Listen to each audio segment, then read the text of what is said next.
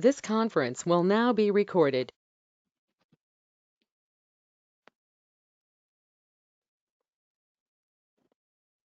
I don't know if you can see my video or not, hopefully. Yeah, still good, Ian. Great. Okay. Well, we made it through about half of the assessment presentation yesterday, so I'll go ahead and finish out the rest of this presentation, and I'll jump right into the second request from SRB016. This request was actually that the Secretariat consider looking at the relative impact of different sources of mortality on the stock assessment using some different methods than we'd been doing. So this request really evolved out of a variety of different analyses that the Commission had asked for. And it didn't really have a specific end goal in mind. It was just another potential piece of information to bring to the table.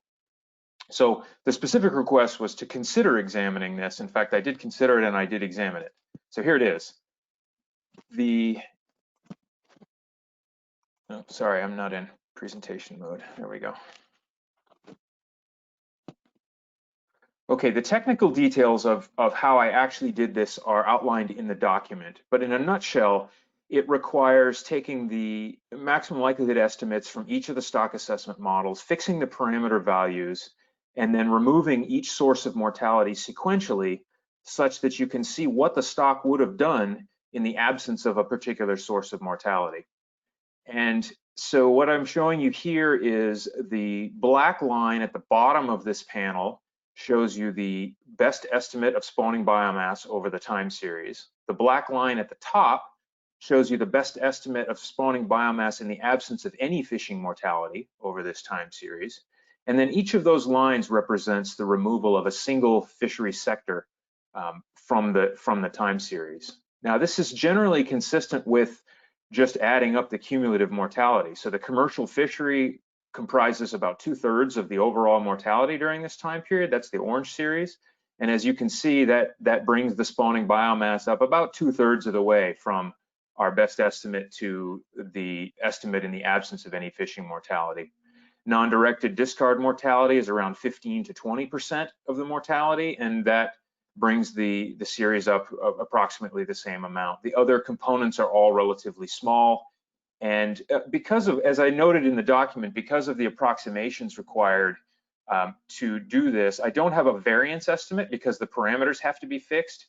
And so the integration of the 4 assessment models isn't quite the same when I'm doing these analyses as it is in the final. And that's why you see some funny artifacts at the beginning of the time series related to the initial conditions, and also for example, when you remove the subsistence mortality, you shouldn't be able to get a lower spawning biomass than you actually got in the time series. So those few places where that green line dips below the black line at the bottom, that's just an artifact of the averaging method that I use to approximate without having access to the variances. So in general, I think this is an interesting piece of information. The relative trends of each of these series do differ, and I think that's probably where the most interest is in reflecting how these have changed over time. So it's a little bit hard to see, but the recreational, which is the dark blue, ending up, it essentially appears to be the second line up at the end of the time series. You see that is roughly in line with the estimated spawning biomass at the beginning of the time series and somewhat above at the end, reflecting the increasing contribution of recreational removals to the overall picture. Now, as the SRB has cautioned several times in the past, we need to be careful in interpreting this because this is not a completely revised history of management. This isn't like going back and replaying management decisions. This is really just a sensitivity or a diagnostic tool for evaluating the effect of mortality inside the stock assessment model. So I don't think this necessarily has a life of its own from here, but it was an interesting analysis to go through. And I apologize, like Carrie, my neighbor's just decided to mow his lawn. So if you're hearing some background feedback, that's probably my neighbor's lawnmower. I'll move now into the third request, and there are actually a series of requests that the SRB made relating to data weighting. And so the background on this is that we each of these models applies an internally consistent approach to data weighting, meaning that the weight that each data set gets ends up being consistent with the model's ability to fit that data source. And the approach that we've generally used is an iterative approach, retuning the input sample sizes to be consistent with the Francis method, which essentially accounts for the change in mean age over time and an approximate confidence interval associated with the sample size. Now, as part of the larger discussion about data weighting in the full stock assessment in 2019, we had a little bit of confusion with the external reviewer who was unclear as to whether we had been updating the data weighting as part of updated stock assessments or not. And so the first piece of this was with regard to the preliminary assessment that I presented to the external reviewer and the SRB in June of 2019. And the question there was, okay, we've completed the preliminary assessment, we've done most of the big structural things. Should we update the data weighting for the final assessment using the rest of the data that would be available in the fall in 2019? So that's what this first request was about. And it turns out that this was an important thing to do. So when I did do the final data weighting, there were some pretty important and meaningful changes in the data sets. As Ray noted yesterday, we completed the survey expansion in Region 3 in 2019. And so if you focus on the center panel here, this is the output from the spatiotemporal model. The reddish series shows you the output from 2019, and the blue series shows you the output. Sorry, the red series is 2018, the blue series from 2019. The upper panel in the middle shows you Region 3, and you can see there that there was a dramatic reduction in the variance for Region 3 associated with the data from 2019. And that affected not just the terminal points, but the entire time series.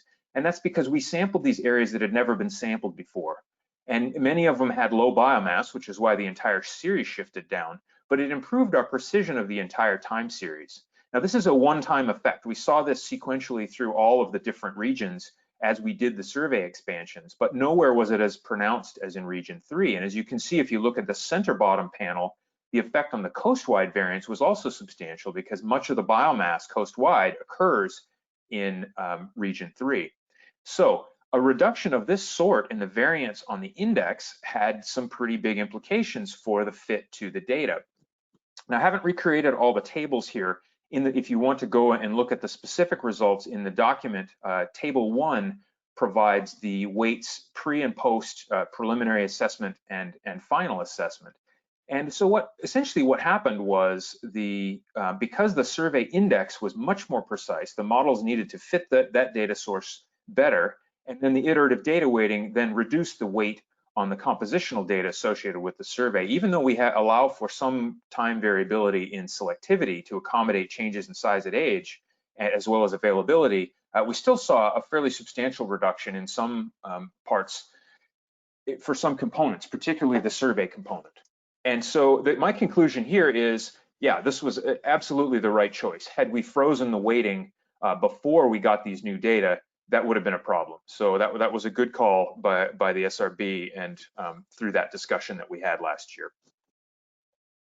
Now, the second aspect of data weighting that the SRB recommended an evaluation of was to think a little bit more broadly about different types of weightings for compositional data.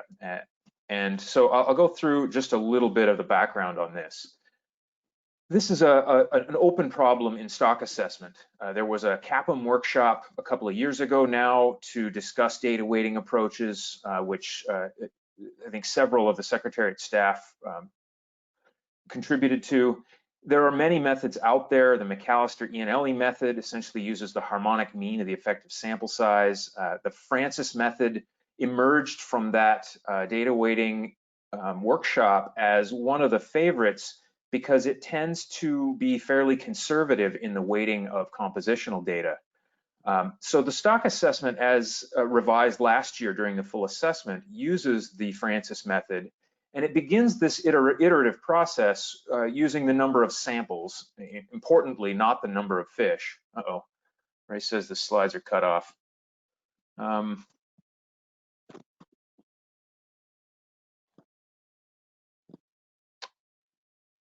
Let's see.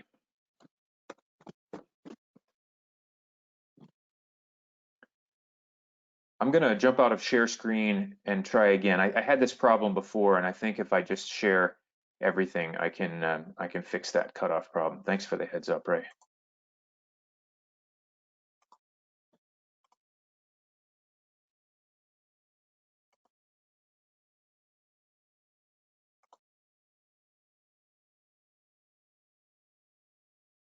Okay, could somebody please confirm that that's an improvement?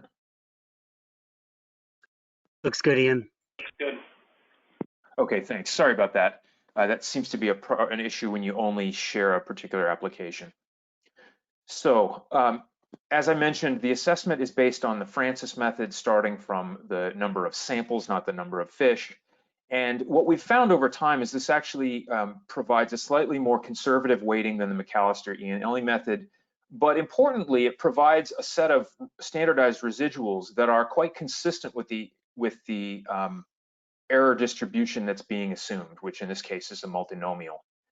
So right now we have an internally consistent data weighting approach to the models, but we're relying on this iterative step. And so the Francis method, because it relies on iteration, it's somewhat slow.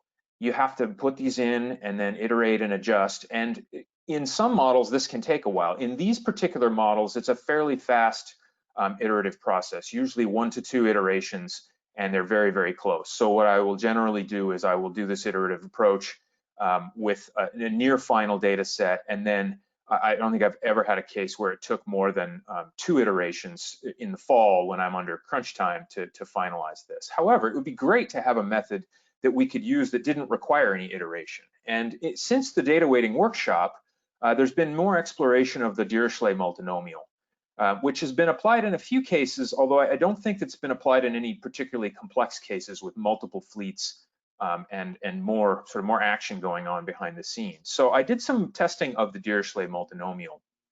One of the things I discovered right away was that it's not quite as advertised. So it's generally referred to as just estimating the variance associated with the multinomial, but in fact it's not.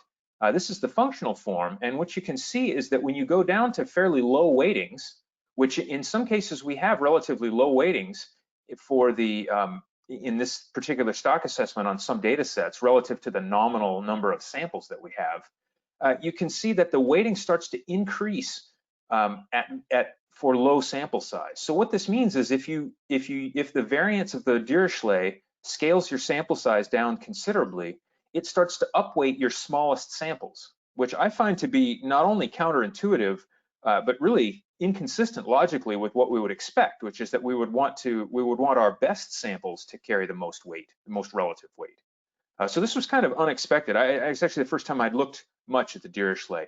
At high weighting, as you can see on the right-hand side of this panel, at a high relative weight, or theta as this is parameterized, and there's a little bit more text in the document if you want to dig a little deeper, this isn't a big effect. So it's roughly is a direct scalar at large sample size, but not so much as you get to smaller scalars. So the other issues that I ran into immediately with the Dirichlet are that if the nominal weight is reasonable, so if your nominal sample size is pretty close to where you want to end up, then the Dirichlet doesn't scale down, and you end up with that theta parameter at the bound. And that's not really a problem, because if it goes to the bound, well, you conclude that you didn't need to add any additional variance, and then you fix the parameter. But technically, now you're back in an iterative process, because when you're dealing with multiple fleets, now you have to go through these one at a time, you have to fix that parameter, but then you always have to go back and check and make sure that that parameter is still appropriate at the upper bound. And in some cases then rerun the model by freeing it up. And so in order to avoid a case where you have parameters stuck to bounds at the end of estimation, you really are back to an iterative approach under some instances of this. The other thing that I identified, and I think it's my next slide here, is that the residual patterns that I found when I applied the Dirichlet, and particularly the scale of the residuals, were no longer consistent with the input sample size. So this is a figure, I did most of this testing with the short coastwide model, and this is a figure showing you Pearson residuals. So these are standardized. And Pearson's, standardized Pearson's should be roughly standard normal distributed, which means we should see in a panel like this, we should see a few that are outside of the range of approximately -2 to 2. But here you see many, and in fact, we've got a number of residuals that are well beyond 5.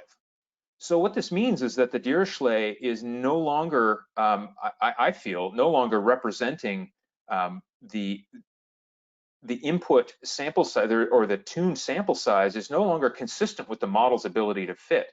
Now, I don't know if this is a general problem with the Dirichlet or just something that's popped up in this model, but this, to me, this violates what we would expect out of any method for tuning data weighting, which is that you want to end up with residuals that are reasonable. And so your standardized residuals should be roughly distributed standard normal.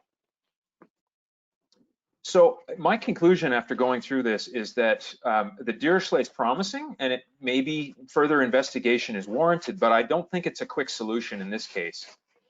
And I'll note that in the paper, there are reference to several other papers. Anders Nielsen's got one. There's a couple of other papers out there that discuss some other error distributions and other methods for data weighting.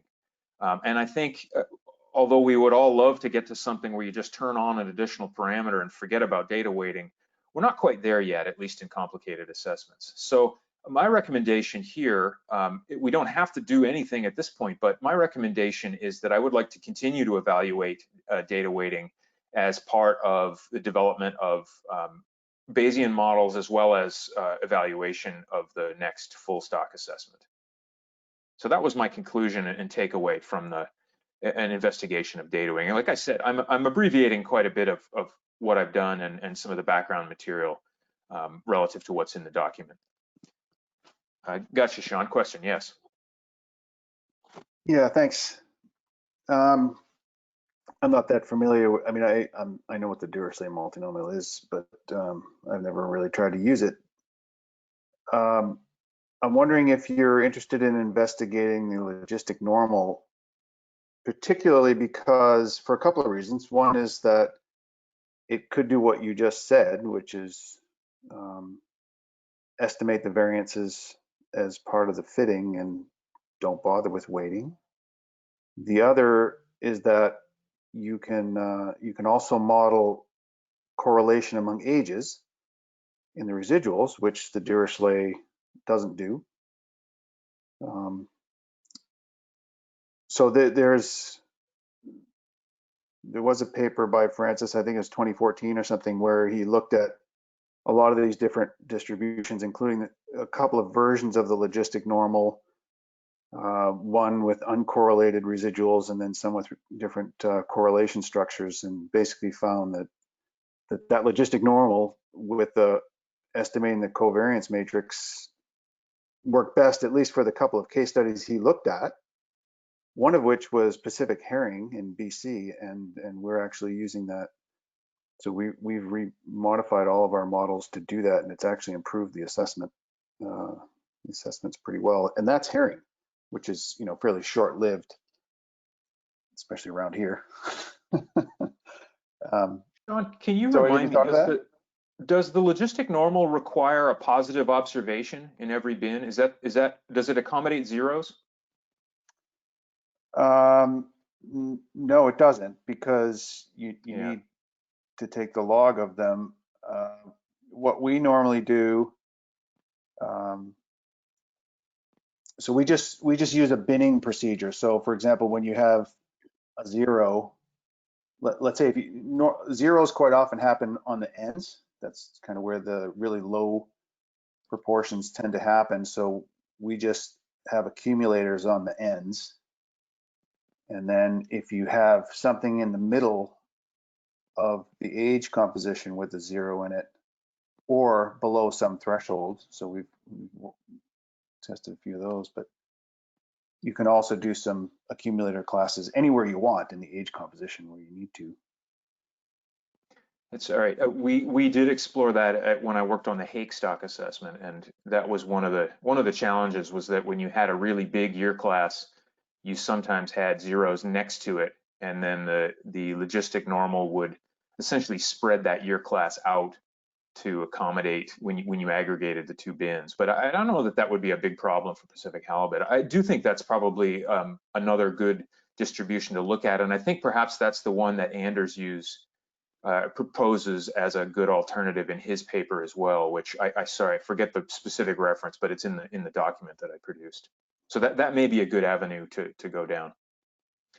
We may be, in the short term, we may be challenged by the fact that that's not currently implemented in stock synthesis, but that's certainly something we can overcome either on our own or with help from them.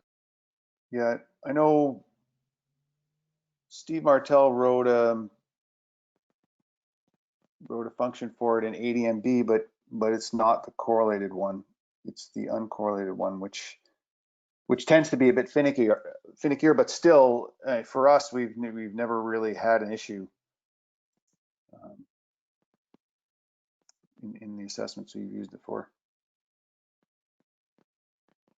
Yeah, thanks. I do think that would be an avenue for further development. I think when this recommendation was made, the Dirichlet was kind of the hot new distribution everybody was thinking about, and it looked so promising. We didn't really we didn't put together a bigger list for that one, but it's certainly something I would be interested in evaluating moving forward.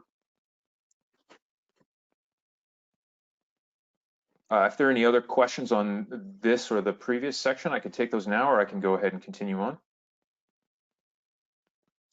I just had one other on the fleet impacts analysis, and yeah, I mean, I agree. It's got a lot of limitations where I wouldn't want to really move it beyond here, but I was just interested that it didn't seem like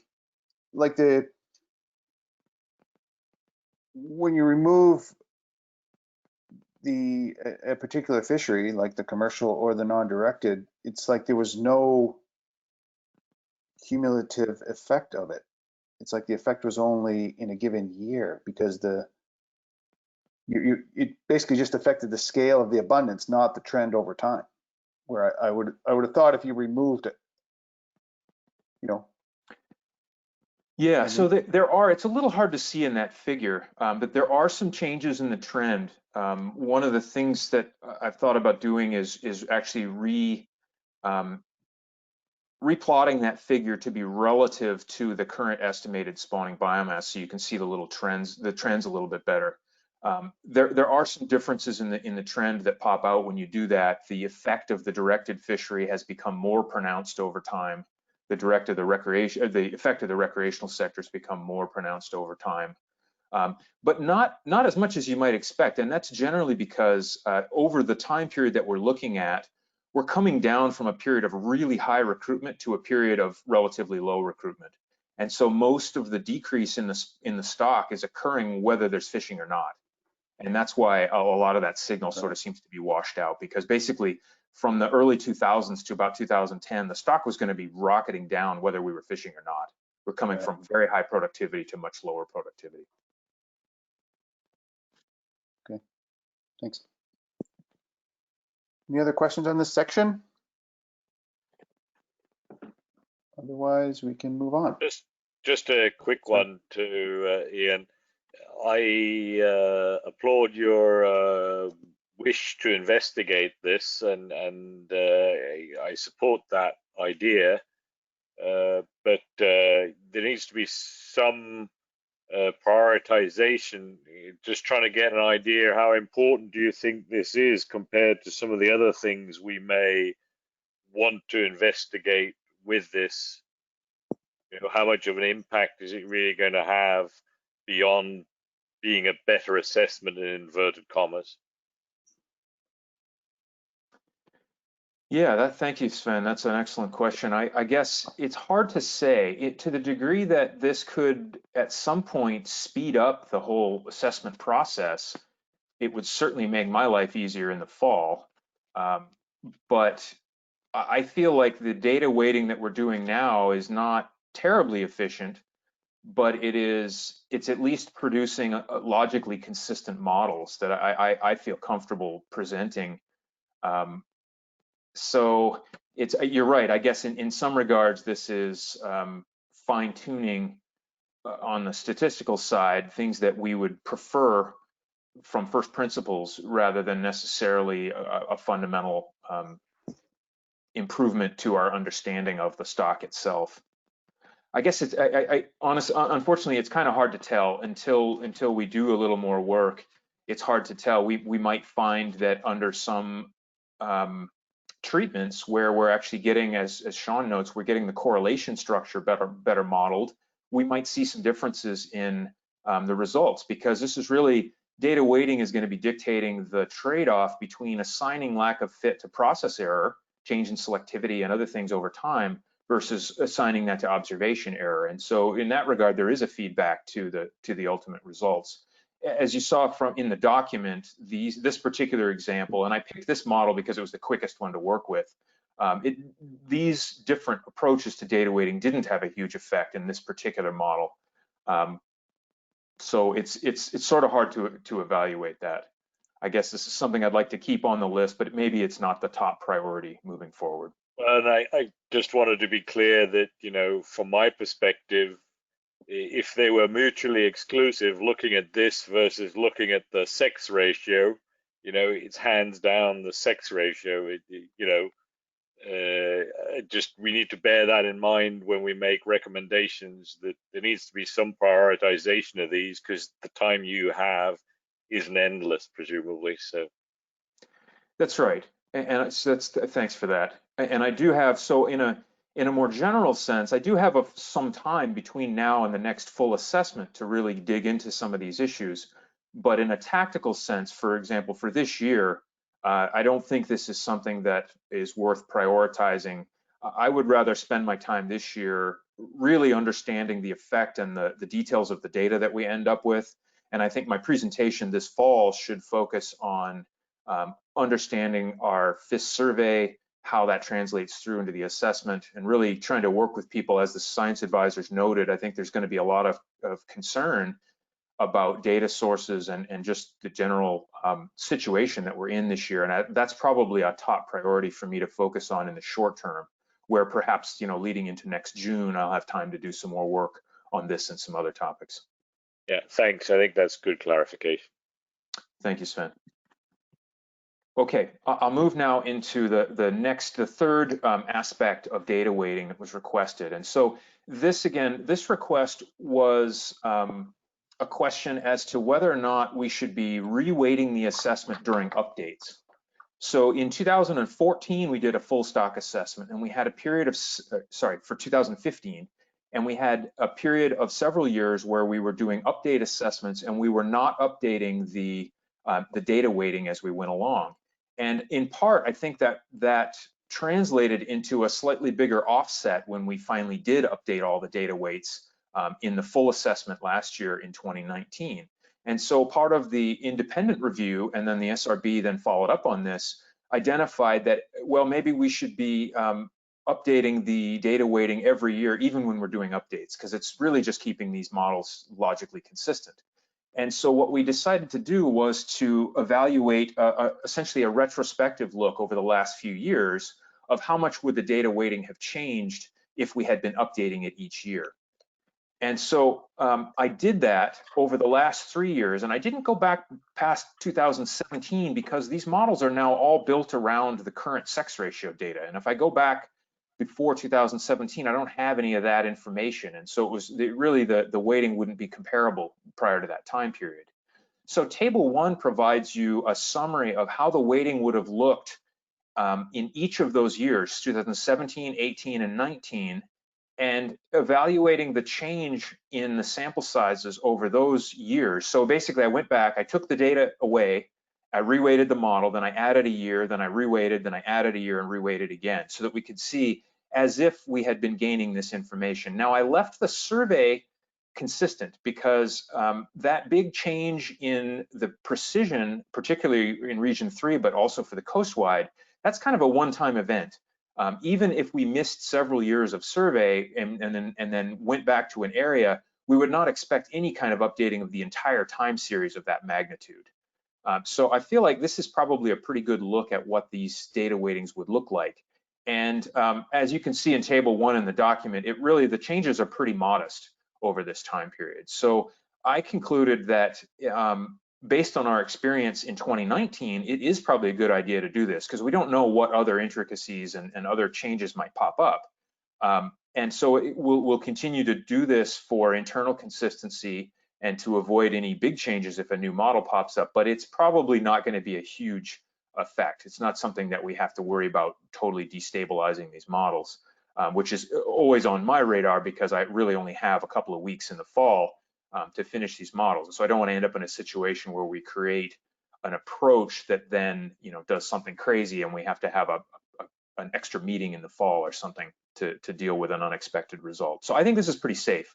And my recommendation here is to go ahead and continue to reweight as needed on these models in the fall after I have the final information. Ian, this is Kim. Could I ask a question, please? Absolutely, thanks. Yeah, so your mention of the availability and the importance of the sex ratio data is really important. And I recall during previous meetings that a suggestion was made that you could dig into, for example, the otoliths as an archive of historical material, extract DNA, and potentially get a PCR-able sample, and you could have that. Has the Secretariat tried to do that? Well, we've certainly had some discussion about that. I think I'll defer to Josep and his team to discuss the details. For my part, yes, I would love it. If resources were of no object, sign me up. I would love to have sex ratio for every year in the historical time series. But I think I'll defer to Josep to speak to what that might entail. Hi, this is Josep. Yes, answering Kim's question, the answer is no, we have not done it. We have, as Ian indicated, we've had discussions about the process, and because of we've been really busy with other issues, we haven't really gotten into removing otoliths from our archive and seeing whether we could extract DNA that is, as you say, PCR-able. But this is something that's definitely in our minds. Thank you. Thank you.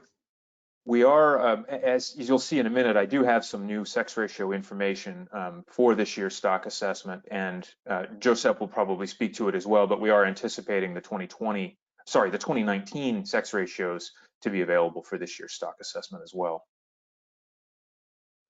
I'll move now to the next SRB request from SRB15, which was in anticipation of a workshop that was held last fall in New Zealand, the most recent CAPM workshop on the next generation of stock assessment models, to provide an update on where that stands.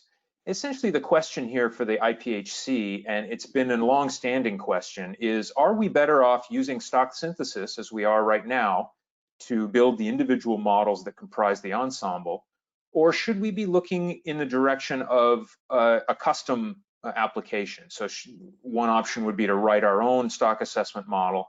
And for history, for those of you who are new here, we did, in fact, when I first started at the commission, the first couple of years, we had our own stock assessment model written in ADMB just for halibut.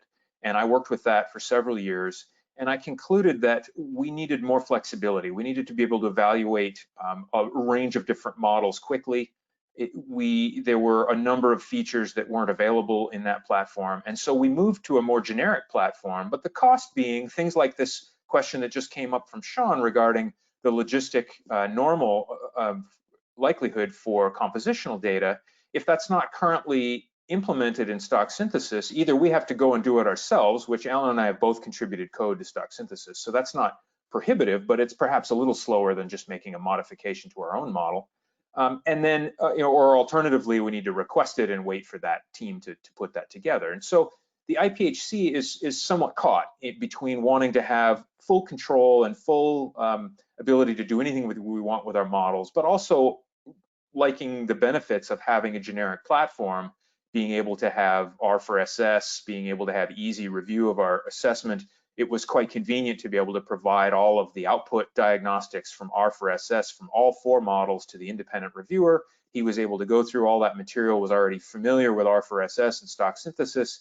you could imagine that a review that was of a custom ADMB model or TMB or whatever we're programming in would entail a lot of different levels of technical review that wasn't required for this kind of review. So the general question here is, let's just keep up to date on where we are and where the IPHC needs to be headed. So as I mentioned, the Secretariat staff participated in the CAPM workshop, and that workshop, unfortunately, I was unable to go because it occurred during the assessment season. So if Alan or Piera wants to step in and clarify anything or add anything, that'd be great. But in a nutshell, the conclusions from that workshop were that we shouldn't expect to see one supermodel. We're not going to have a synthesis, Castle, Coleraine, SAM combined model for everybody in the world to use anytime soon. There's certainly interest in having more modular and more global models, but that's going to take a long time. The primary goal for the IPHC is to make sure that we can continue making forward progress. So I think that in the short term, stock synthesis is working for us. It allows us to evaluate things. One example would be the rapid check for maternal effects that I did just as a sidebar to the steepness analysis. So that I was able to do that quickly because it was fairly simple to implement, didn't require any coding, and I could run it through all the models right away. Whereas, we are kind of stuck on, for example, if I want to program a new likelihood in there, that's quite a bit more involved. But my takeaway at the moment is that synthesis is working for us. It's okay. I don't think we want to necessarily commit to sticking with it forever. We certainly have the ability to add other platforms into our ensemble and even replace all the stock synthesis models. And we need to be aware of development and how things are going in the long run. But for the moment, at least while the MSE operating model is still under development, maybe we're in an okay place for the moment, is my takeaway. So it's kind of a rambling discussion, but it's sort of a rambling topic in that it includes both tactical considerations as well as long-term considerations and also coordination with the MSE process. I think I've probably already said this. I actually forgot that I had an additional slide here. The things that we're missing, yeah, I guess just to highlight the things that we're missing right now, I think we could do better. If we had our own model, we could do much better on Bayesian implementation, and particularly the implementation of random effects. I'd love to have something that has some of the features from SAM in it, rather than some of the features from stock synthesis. But in the medium term, I think that our goal, and this was something that was outlined in the external review, the goal is really to maintain coordination with the MSE and perhaps over the next year or two to not draw people's focus away from the MSE process so much with major changes in the stock assessment platform. And I know that's a little bit of a catch-22. We certainly don't want to, we want to be sensitive and not stymie the development on anything that we can possibly improve in the assessment. But we also don't want to create, particularly this year with already the whole COVID situation, we don't want to create so much other change that it becomes difficult for people to focus on the MSE and the adoption of some management procedures to move us forward. In the longer term, I think if we get to a point where we have a management procedure in place, particularly a multi-year or a survey-based management procedure, we may have far more latitude to do lots of things with the assessment. And in fact, if we were to get to a multi-year assessment, I think one of our first priorities might be to consider some big changes to the ensemble, because I'd no longer have to run it in 2 weeks. I could have plenty of time to run it, and so we might even be able to move to, say, fully Bayesian models or a different modeling platform. I don't think that topic's necessarily something that we need to or will be able to resolve today, but I do feel like it's an important topic to continue to revisit over time. I'm not seeing any questions in the chat box, so feel free to throw something in there if you have one. Otherwise, I'll just keep moving and try to finish up so we get back toward the schedule and Alan's talk. I did have one new piece of data that came in over the spring, and that was from Alaska Department of Fish and Game. So I worked with Sarah Webster up there.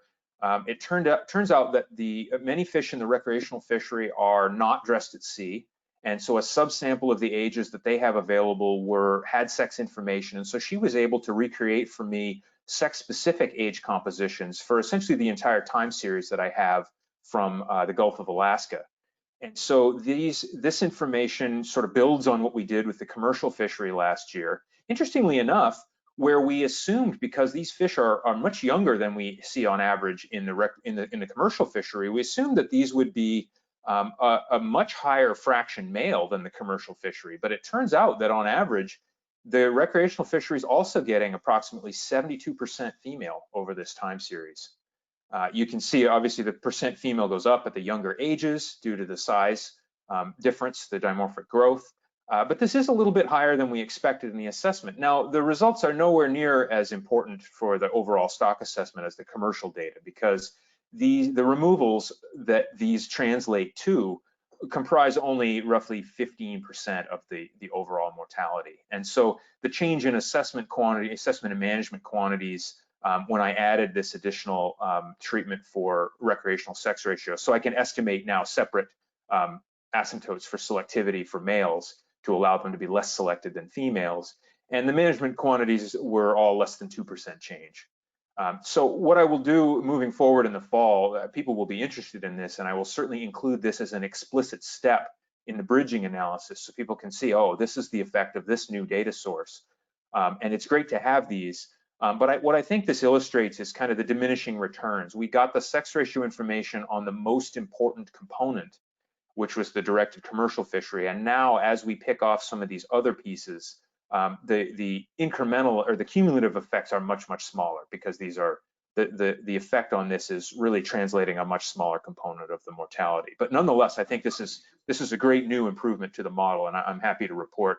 I'm always happy to see a change in assessment that's associated with new and better data, rather than a change in assessment that's just associated with statisticians doing their thing. Ian, question? Yes. Go on, Kim. I think that was you, wasn't it? Yeah, thanks, Fen. Yeah, curious. So the source of the data, are these Creel clerks that were collecting this, or are this random? Are they from a random subset of locations, or only certain locations? Could you elaborate a little bit? Yeah, I'm not the expert on these data. Sarah knows far more about it than I do, but these are not from the entire Alaska coast. These are from IPHC Regulatory Area 3A.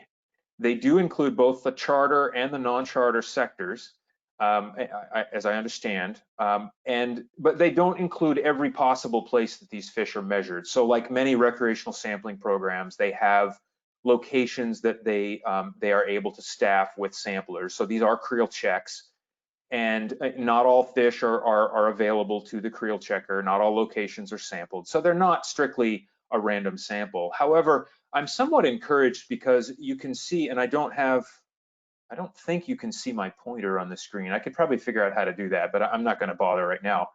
You can actually track some cohorts through these data. So you can see the 1987 cohort early in the time series. You can also see the 2005 cohort later in the time series. I mean, they don't leap out, but they're there. And in fact, the 2011 and 12 year classes that we've been focusing on so much in the other data sources are quite evident in the 2017 and 18 data that you see here. So I'm somewhat encouraged that even though these aren't maybe the most strictly random and you know the best possible sampling we could imagine, they are showing some pretty good corroboration with other data sets. Currently in the model, I use these data to inform selectivity of the recreational sector. They're down-weighted in order to not draw appreciable recruitment information because of the limited spatial coverage that's available. I use these data from the Gulf of Alaska to represent the entire recreational fishery because I don't have age sampling for the rest of the fishery. And so I don't want to add spurious information about cohorts that may be created by the sampling design itself. But nonetheless, I think we're getting a better perception of the selectivity and therefore translation of the mortality from weight into numbers in the stock assessment model by adding these data. Ian? Yes, Sven. Just very quickly, remind me what you're assuming. Are you assuming a fixed and constant sex ratio at birth, or is it a 50-50? Is there some possibility that actually there may be, it may vary from that could explain some of these different ratios? Yes, so I do assume 50-50 at birth, and this is something that maybe Josep can touch on in his presentation. It's a topic that we are certainly investigating and interested in whether we can find more information on that.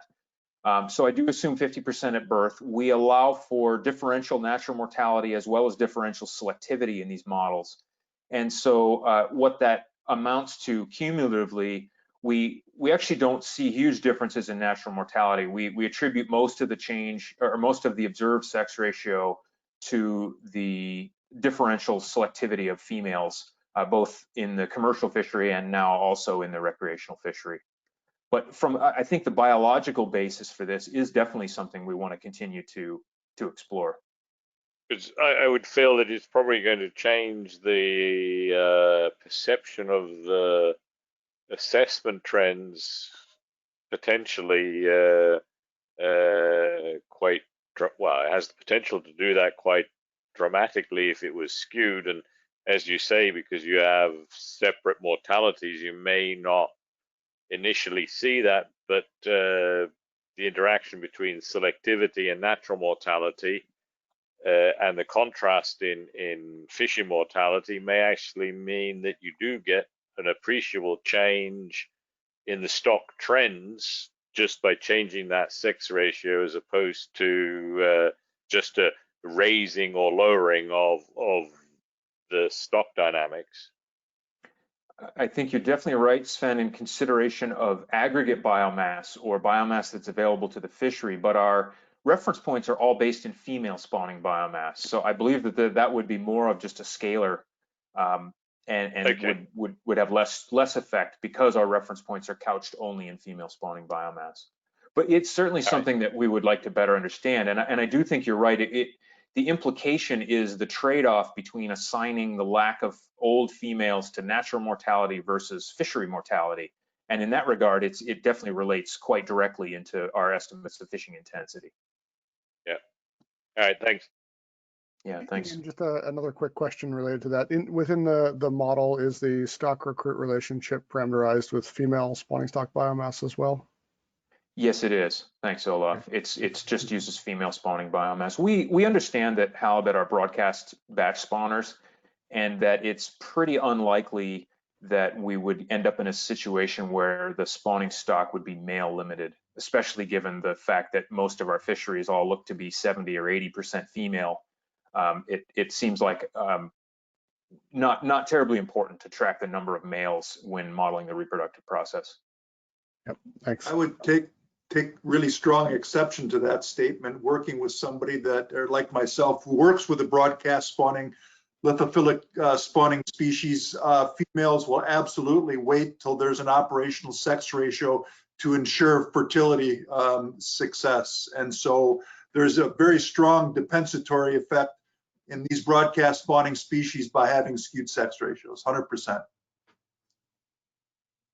I don't disagree with you, Kim. I think at present, at least, we have such a large number of males in the population that I don't see a particular conservation concern of focusing on female spawning biomass where we're not likely to be male limited in the way, for example, a crab fishery that targets males might be extremely male limited. This is a very common assumption across broadcast marine fish. Just to investigate that, have you ever parameterized the model with total both male and female spawning stock biomass? And does it matter much? I have not tried that. That's an interesting question. I'd have to think about how to do that, but it's not something that I have investigated. It might be a quick way to put to rest concerns about whether that's how that sex ratio change could affect it. Yeah, the other thing that we see is that males tend to mature at a younger age and much smaller size. because males are smaller dimorphically anyway. And so at any given time, there's a pretty large pool of males that are reproductively active in the population relative to the females that are there. Females are roughly 50% mature at about 11 to 12 years old. And I believe, Joseph can correct me if I'm wrong, I believe males are more in the 6 to 8 year old range.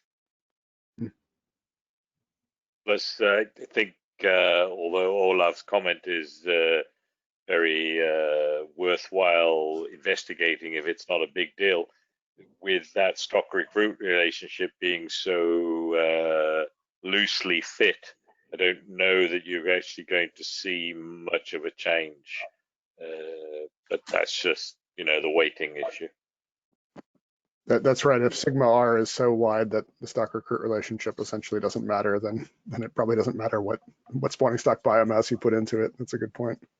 Yeah, one of the research avenues that we are very interested in is whether or not there is a temperature and perhaps an environmental component of the sex ratio itself, because then we could imagine that moving forward, that could be extremely important for the productivity of the stock. If these things are like alligators and the change in temperature changes the sex ratio, that could have big implications, both on the stock dynamics as well as on fishery productivity, given that the fishery is targeting these large females, which dimorphically, the average female in the stock is at least twice the size of the average male in the stock. So that's a big change in yield if we switch toward accessing more males. The fact that you have a genetic marker that's linked to sex makes that very unlikely. Okay, my other reason for including this update here, even though it's not terribly important for the SRB, is that this document, as well as all of our documents, are available to the public. And so this is really the only avenue that we have for giving people a heads up of what's coming and a little bit of a preliminary look at new data sources. So this is also included in the SRB background material so that anybody tracking the development of this year's assessment can see what's coming up in the fall. We don't have a formal public meeting of any sort over the spring and early summer to disseminate this kind of information. And I don't think we need to, but it's good to have this kind of update as we go along. I'm quite close to done. I think that my last slide or two here just summarizes how the rest of the process goes. So as Sean mentioned early in the SRB meeting, June is generally the time when we're in research and development. So I still have some time over the summer to investigate any other avenues we want to see for this fall. But I do need, now that we're in June, I do need to start thinking tactically, because at the September SRB meeting, we're essentially going to have to put to rest any bigger questions. I will provide an update that includes any data available at that time, noting that we usually don't have a lot of preliminary data in time for the September SRB meeting. And then very shortly after the September SRB meeting, where we will essentially finalize the model structure, I will get the last of the updates of the existing data sources. I'll do the last of the model weighting, diagnostics, parameter checks and things. Basically lock in these models in September, update the last of the data series, go through the last bit of checks, and then produce the 2020 stock assessment. And I really only have, depending on the year, around 10 to 15 days to do that process. And so the goal at our September SRB meeting is to be very confident that if we've made any changes, that we're comfortable with those changes moving forward as I add the last of the data. And then of course, we can also look forward in September. We can also do some looking forward, as we did last year, toward June 2021 and some of the longer term topics that I might want to investigate over the winter. So the recommendations from my presentation are fairly straightforward. Note the paper that as I've provided, and then if there are any follow-ups to these topics or any new topics that you'd like to see presented in September, noting that we don't have a huge amount of time before the document deadline for that meeting, and that we do need to finalize essentially the tactical approach that will be used for the 2020 stock assessment at the September SRB 17. And so that's what I have for you. Thanks.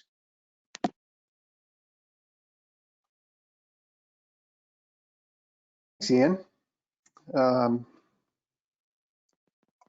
Yeah, those are great, really clear presentations that you guys are doing, by the way. I appreciate that. You can tell that you guys are honed in your craft of presenting information concisely and clearly, especially the way you do it every year at the annual meetings. So I appreciate that. Thank you, Sean. Where are we? You're welcome. So I think we had questions going along there, and maybe it's the format or something, but we find ourselves behind again. So I think we should, let's see, we had a break at 10:45 scheduled, so maybe we can take that break now. Maybe take a 15-minute break, and then we'll basically have an hour. We'll see how far we get with the MSE. Alan, what do you think? Sorry. That sounds good to me. We're ready to go, and we'll just push on through. Okay, so yeah, we'll see. Hopefully, we'll get through most of that, and then we'll try to get all of our done today, so that we don't have to spend time tomorrow morning on that, and we can start right off at 9, catching up on what we need to from the MSC, and then continuing with the biological program. So let's come back at 11:30. It's 18-minute break, and then we'll push through the MSE. 11:30. Perfect. Thank you. See you then. Okay. This conference will now be recorded. And I'll maximize the screen.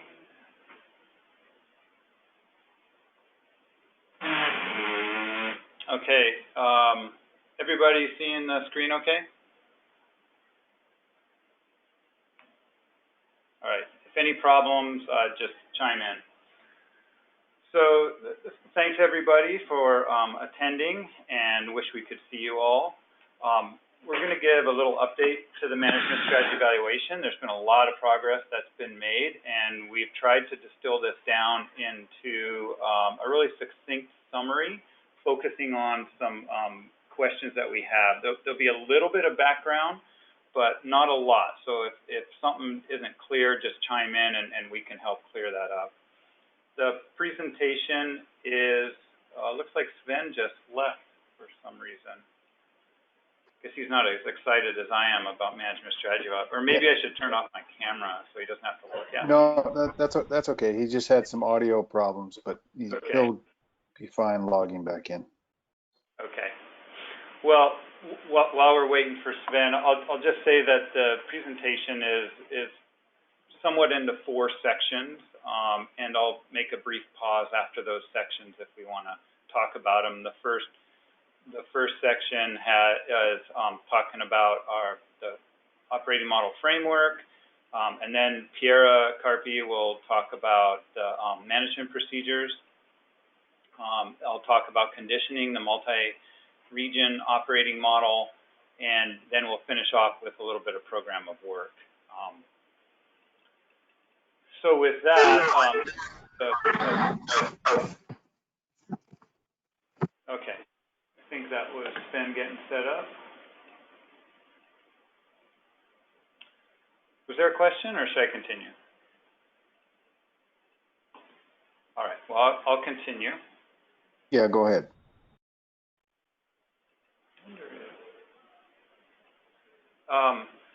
So just a brief reminder of the program of work for 2020, and we'll talk about this at the end, but just so that this is in your mind as we talk about the presentation, we're at the June 2020 SRB meeting in green near the top there. We completed a lot of things at the MSAB meeting, but unfortunately we did not have preliminary results at that time, and we're still working on getting those preliminary results. We're really looking for this meeting with the SRB to review the framework, review the multi-area model, and then some preliminary results. But unfortunately, we still do not have those preliminary results.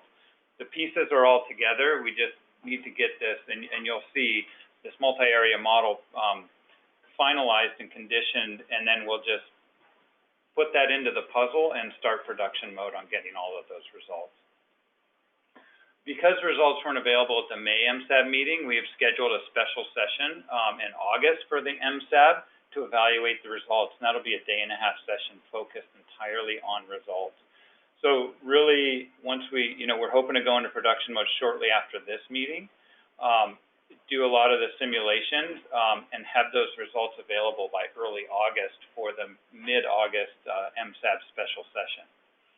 That'll then bring us to September, when we have a work meeting with the commissioners, and then the SRB meeting again to review penultimate results. And then at our October MSAB meeting, we'll be reviewing final results to make recommendations. The MSAB will have some recommendations that will then bring forward to the annual meeting. So again, this is a good reminder. We're really on a tight time schedule in 2020 to deliver results to the commission in January of 2021. And we'll review this program of work at the end again in a little bit more detail. The simulation framework. So this is a quick discussion on the framework. And what we think about as our framework that we'll talk about is really the engine of this whole MSE, where we're inputting objectives and everything, and then we're doing a simulation of the operating model and the management procedures. And then we're outputting performance metrics of that. So we're thinking about the framework as all of those elements in there, and how those come together and are pieced together. And that's what we want to talk about today.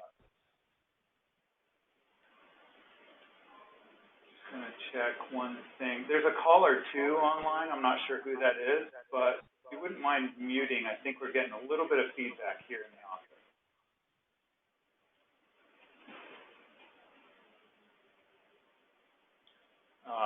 So part of that framework are the general objectives. And with those objectives, just like I was saying. Yeah. There we go. I can pull back in. Go for it. Okay. So there's the general objectives, and they're basically in two categories: the primary biological objectives and the primary fishery objectives. The biological or conservation objectives, what they're called, are the real limiters here. They have performance metrics defined with criteria on them, such as the population has to be above 20% at least 5% of the time, things like that.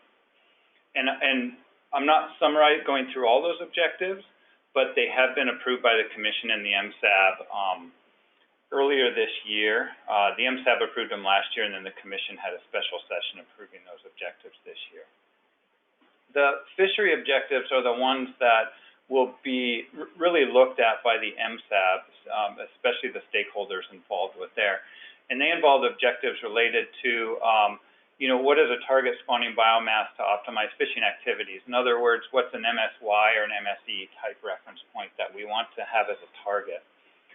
Stability has been a big topic that the MSAB has talked about, and has been a big concern for them, and that's the stability in the annual change in the total mortality.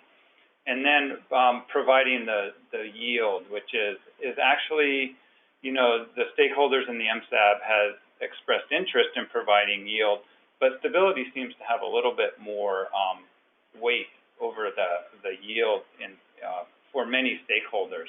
But we're going to let them evaluate those trade-offs themselves. So a caller that just arrived, if you can mute when possible, that would be great.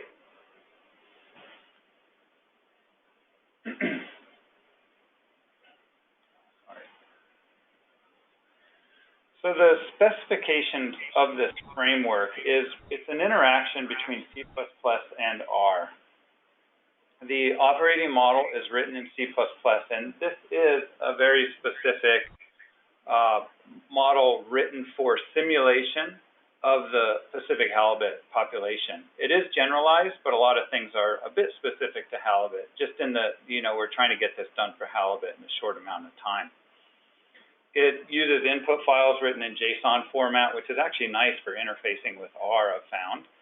And it has different output formats, such as CSV files, as well as a database type thing called TileDB, which I'm not familiar with the specifics of it, but it's a really compact, fast way to write out large amounts of data. So that'll be useful in the simulation context. The management procedures can be interfaced with this operating model, and the management procedures can be written in R. And that is nice because we're familiar with R, and therefore we can have quick and simple implementation of those management procedures. And it's separate from the operating model because the operating model might be one specific thing, or a specific specification for it, and we're testing multiple management procedures against that one specification. So it's a nice way to keep that separation and be able to implement management procedures quite quickly into the framework.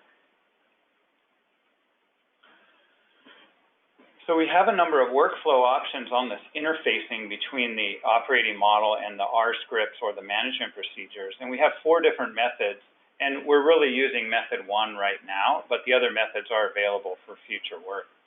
The first and main method is the operating model actually calls an R script from within it. So the C++ code, this executable, calls an R script every year and evaluates that management procedure and then brings it back into the operating model. Another option that is available is that R controls everything instead of the executable, and R calls the operating model, simulates one time step, and then applies the management procedure, and that's restarted from a previous state in the operating model. A third is the OM is self-sufficient, and this is simple for things like no fishing, constant catch, and we've implemented a simple SPR type approach for determining total mortality. And then eventually it would be nice to have it all specified as one executable that is fast, and this is still in development. But being able to specify management procedures as input files is sort of a long-term goal of ours. So for technical details, there is a technical document that was posted recently, and I do apologize that it was only posted, I guess, 3 or 4 days ago. But it is in-progress document, so it shows a lot of the technical details, what the specifications for fishing mortality, natural mortality, all those sorts of things, as well as has some specifics on the halibut MSE itself. There's also the MSAB 15 report and documents that have some information on the operating model, although it does not go into as much technical detail.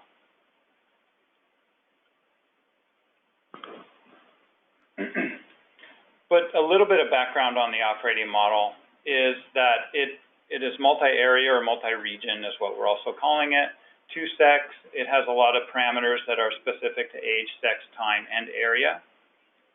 The fisheries are specific to an area, and they occur sequentially. So we're using exploitation rates, not the Baranov equation in this, but we're allowing fisheries to occur in a sequential format, so they can occur after, say, a quarter of the natural mortality has occurred, and then a second fishery occurs after that first fishery and another quarter of the natural mortality.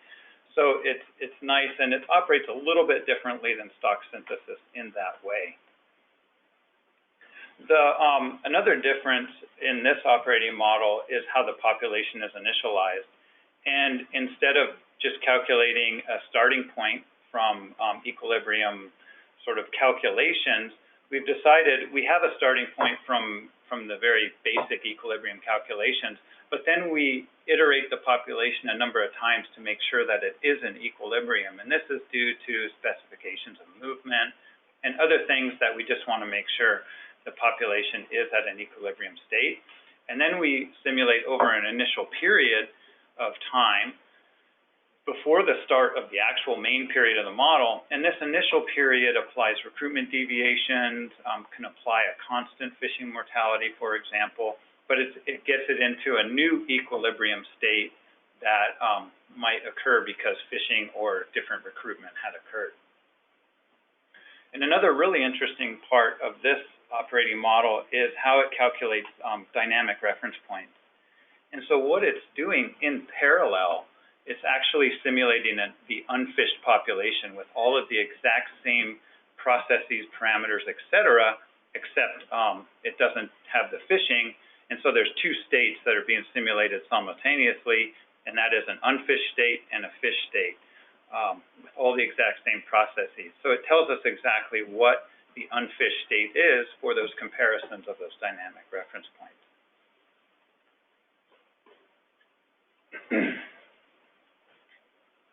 So some of the specifications of this operating model are, we specified it, the biological processes to occur at a regional level. And these are in accordance with those biological regions that we've discussed for many years now. And so you can see in the colored circles on the figure there that we have 4 different regions in this model, and that is how fish move, where natural mortality occurs. The size and age can be different within each of those regions, and then the recruitment is distributed into those regions. So a little bit of background there, recruitment operates at the coastwide level, but then the proportion of recruitment that occurs in each region is distributed using just simple proportions. Now, this is nice because this is how this is our best understanding of the halibut population in terms of biological processes, and it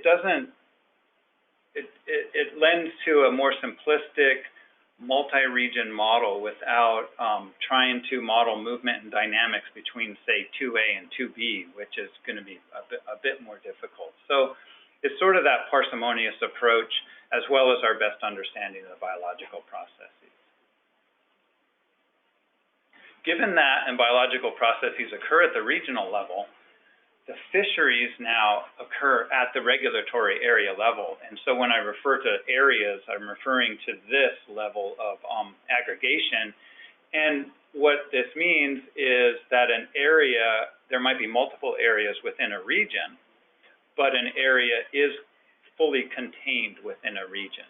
So, for example, region 4B has one area in it, and that is regulatory area 4B.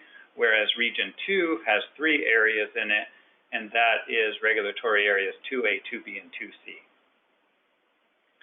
So in this context, we have a parsimonious approach to modeling biological processes, but we're separating out fisheries into what is important to the stakeholders and the managers, and being able to supply statistics at that area level.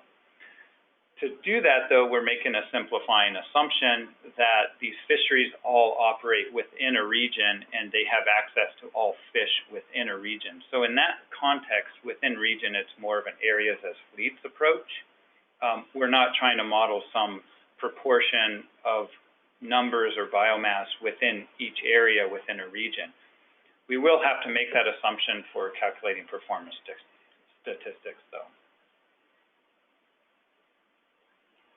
But for now, the operating model and the fisheries operate within a region. They're operating on a biomass within a region. So when defining what we're calling fishing sectors, we've defined 5 different sectors, and this is exactly how they're defined in the stock assessment currently. And the MSAB is on board with this as well. That's the directed commercial fishery O32 mortality, the directed commercial discard mortality, which is the U32 mortality from the directed commercial fisheries. The non-directed commercial discard mortality is that mortality from all the non-directed fisheries or bycatch, and then recreational fisheries and subsistence fisheries. So these are the 5 sectors, but again, as I said, a fishery occurs in a regulatory area, so when you then define all of the fisheries, we define those by the different regulatory areas. And what we wanted to show here is the amount of mortality that has come out of each of these different sectors within each regulatory area to determine is there any sort of aggregation that we can do to make this a little bit less big model. We don't want this model to get overgrown and have 400 fleets, for example, or fisheries. So here's just a quick look. And you can see along the top row, the commercial fisheries are very important in terms of the amount of total mortality. Sublegal discards, there is some small bits in places, but I think it's important to keep those separated by regulatory areas. Non-directed is looks to be important. We thought originally collapsing those to the region level, but I believe that talking with the MSAB, they felt keeping that at the regulatory area level was important to determine, to see how different things are occurring at those regulatory area levels. And where we thought we could do some combining is recreational subsistence in the more westerly areas like 3B and in region 4 and 4B. So then having a look at that, and after discussions with the MSAB, we have defined 33 different fisheries where the directed commercial discards, and non-directed commercial discards are all at the regulatory area level. And then we've combined a couple of recreational subsistence, 2A, 3B, and 4. And the reason that we've done it that way is we originally had recreational subsistence combined for all regulatory areas, but the MSAB felt separating out recreational subsistence for 2B, 2C, and 3A would be important for them. So we figured that wouldn't be a difficult thing to do. You'll notice there's no recreational subsistence for 4B here, and that's just a very small amount of mortality that's combined into the directed commercial for now. So it's really non-significant. But those are the 33 fisheries, plus we have a survey occurring in each region. So in our definition of fleets or fisheries plus surveys in our operating model, it comes out to 37 different fleets in there. So a bit of tracking to take care of. That's the definition of the fisheries and the regions. And so I wanted to talk briefly about movement. Pierre Carby, the MSE researcher on our MSE team, has been looking at movement and has done a review of halibut movement recently. And I believe she has a draft that she's hoping to publish with many co-authors within IPHC. But, I believe she summarized some maps and things at the last SRB meeting for you to help understand how movement occurs. But in the recent stock assessments, what Ian has done is he summarized the knowledge of movement based on observations that we've had in the past, or the currently available data. And that is the figure on the right here. He's made a really good attempt at describing movement between regions based on currently available data and all of the studies that have taken place up till now. And he came up with these different parameterizations of movement occurring, where basically this is movement from each region in each of these different plots.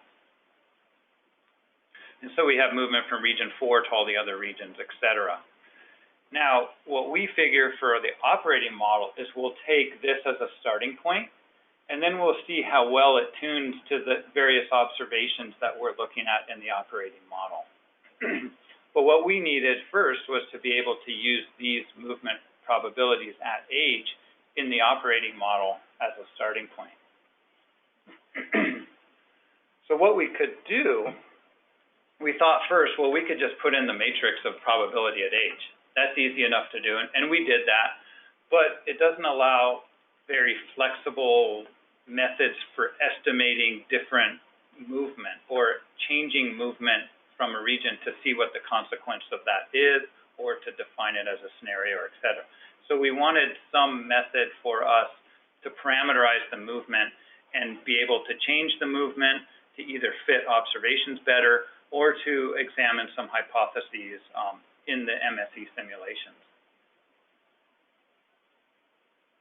So what we did there is we defined 4 functional forms where movement's constant after some age. It has an exponential function after some age. It's a double exponential where it after some age it increases and then it decreases, or you just specifically enter in the values and it's constant after the last value entered. And the reason we chose these 4 was to be able to mimic all of these different movement probabilities at age.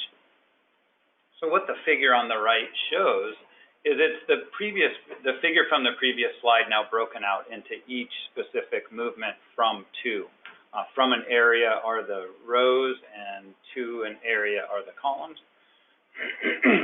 And then the black dots in each of those figures are what the stock assessment documents have reported as the best fit, or the best estimate, you might say, of movement according to the currently available data. The green dots are now the best fit to those black dots based on these different functional forms. And so you can see movement from 2 to 3 up here in the top is an exponential form, and that has a bunch of, up to H4, it's just fixed at 0, and then movement increases exponentially up to a small amount to H30. And then something like movement from 4 to 3 is a double exponential, where you have a couple of zeros, it has some exponential form up to a peak, and then it has an exponential form then gradually coming down. And what you can see is this fits the observations that we have now very well, and gives us a nice starting point, as well as a parameterization to then experiment with during the conditioning of the model and the simulation of the model.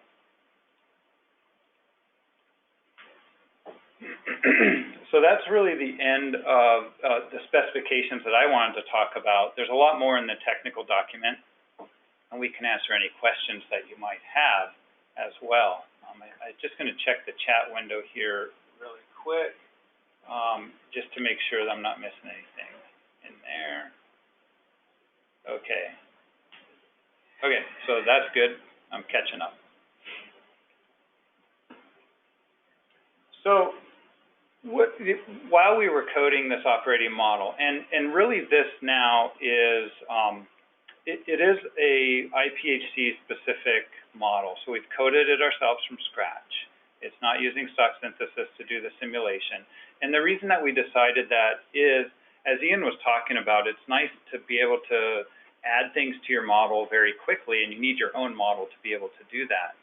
And what we found is we felt using stock synthesis or another generalized platform as a simulation model could potentially be prohibitive, in that we might want very specific movement, you know, to be able to code in, and we might want very specific things to code in. So we decided to go down this road of coding it from scratch, and I think it's worked out really well. We've added a lot of things very quickly that are going to be important to the simulation. And then also, while we were at the CAPA meeting, Pierre and I went to the CAPA meeting in New Zealand last November, which was a really good meeting, really interesting meeting. And as Ian said, it didn't really come out with a conclusion that here's the generalized model we're all going to use in fisheries. But I did present some of the work I've done on MSE, and one thing that became clear was the participants there felt that having a separate simulation model for the operating model, separate from your estimation models, is pretty important. And so that was another deciding factor for us to go off and program our own operating model rather than use some stock synthesis, especially since it's used for the assessment model. So it's nice there, but in that process, we have to verify the operating model. We have to make sure that the calculations are correct. And that is something that we're always working on in these models. They're never free of bugs, but we hope that they're free of most bugs, and the bugs that are there don't really have a consequence on the results. So we've been comparing outputs with simple models, with complex models such as the assessment, and then doing a lot of testing to verify that it returns appropriate values, such as without fishing. And we found most of the time that that is working well, but as you may have noticed, the presentation on the SRB website has changed slightly because we did find an error in the operating model that made the previous conditioning moot. And so the revision 1 document, the results in there of that conditioned operating model are now not correct. And so I'll present to you the corrections that we've made shortly. But one thing we've been doing during this testing phase is looking at how the operating models compare to the assessment models. And we started that on the coastwide level. And so what we have on the right here are two figures. The top figure is the stock synthesis long coastwide assessment model. And that's shown in red. And then in the blue is the operating model condition to that, basically trying to mimic that. And this is just the spawning biomass trajectory. And you see it matches the spawning biomass trajectory almost exactly, which was good confirmation that the models are probably doing the same things. When looking into some of the details, we see a difference in the numbers at age between the two models, but those differences are less than 5% in any year. And the differences occur in numbers at age because selectivity is a little bit different in these two models. So the fisheries act on those numbers a little bit different, and the sequence of those fisheries is occurring a little bit differently than in stock synthesis. So there's some differences that we like. There's some differences that we just haven't put in real complex type parameterization. But overall, we found that it's able to mimic the general trend of the stock, and the operating model is working as expected. We've also done some projections and some brief simulations. Alan? Yeah, go ahead. Let me just get a quick question in here. Yeah. Sorry if I missed it, but are these operating models including movement in these comparisons? Not in these, and sorry about that. These are only single area models without movement. So it's just sort of mimicking the coastwide. And okay. When I get to slide 32 is when we'll start talking about models with movement in them. Okay. The reason we started with the coastwide is we had something to compare it to, and that is the assessment models. When we get into movement, we can compare the coastwide outputs, and I'll do that with you and show you how those comparisons are looking right now.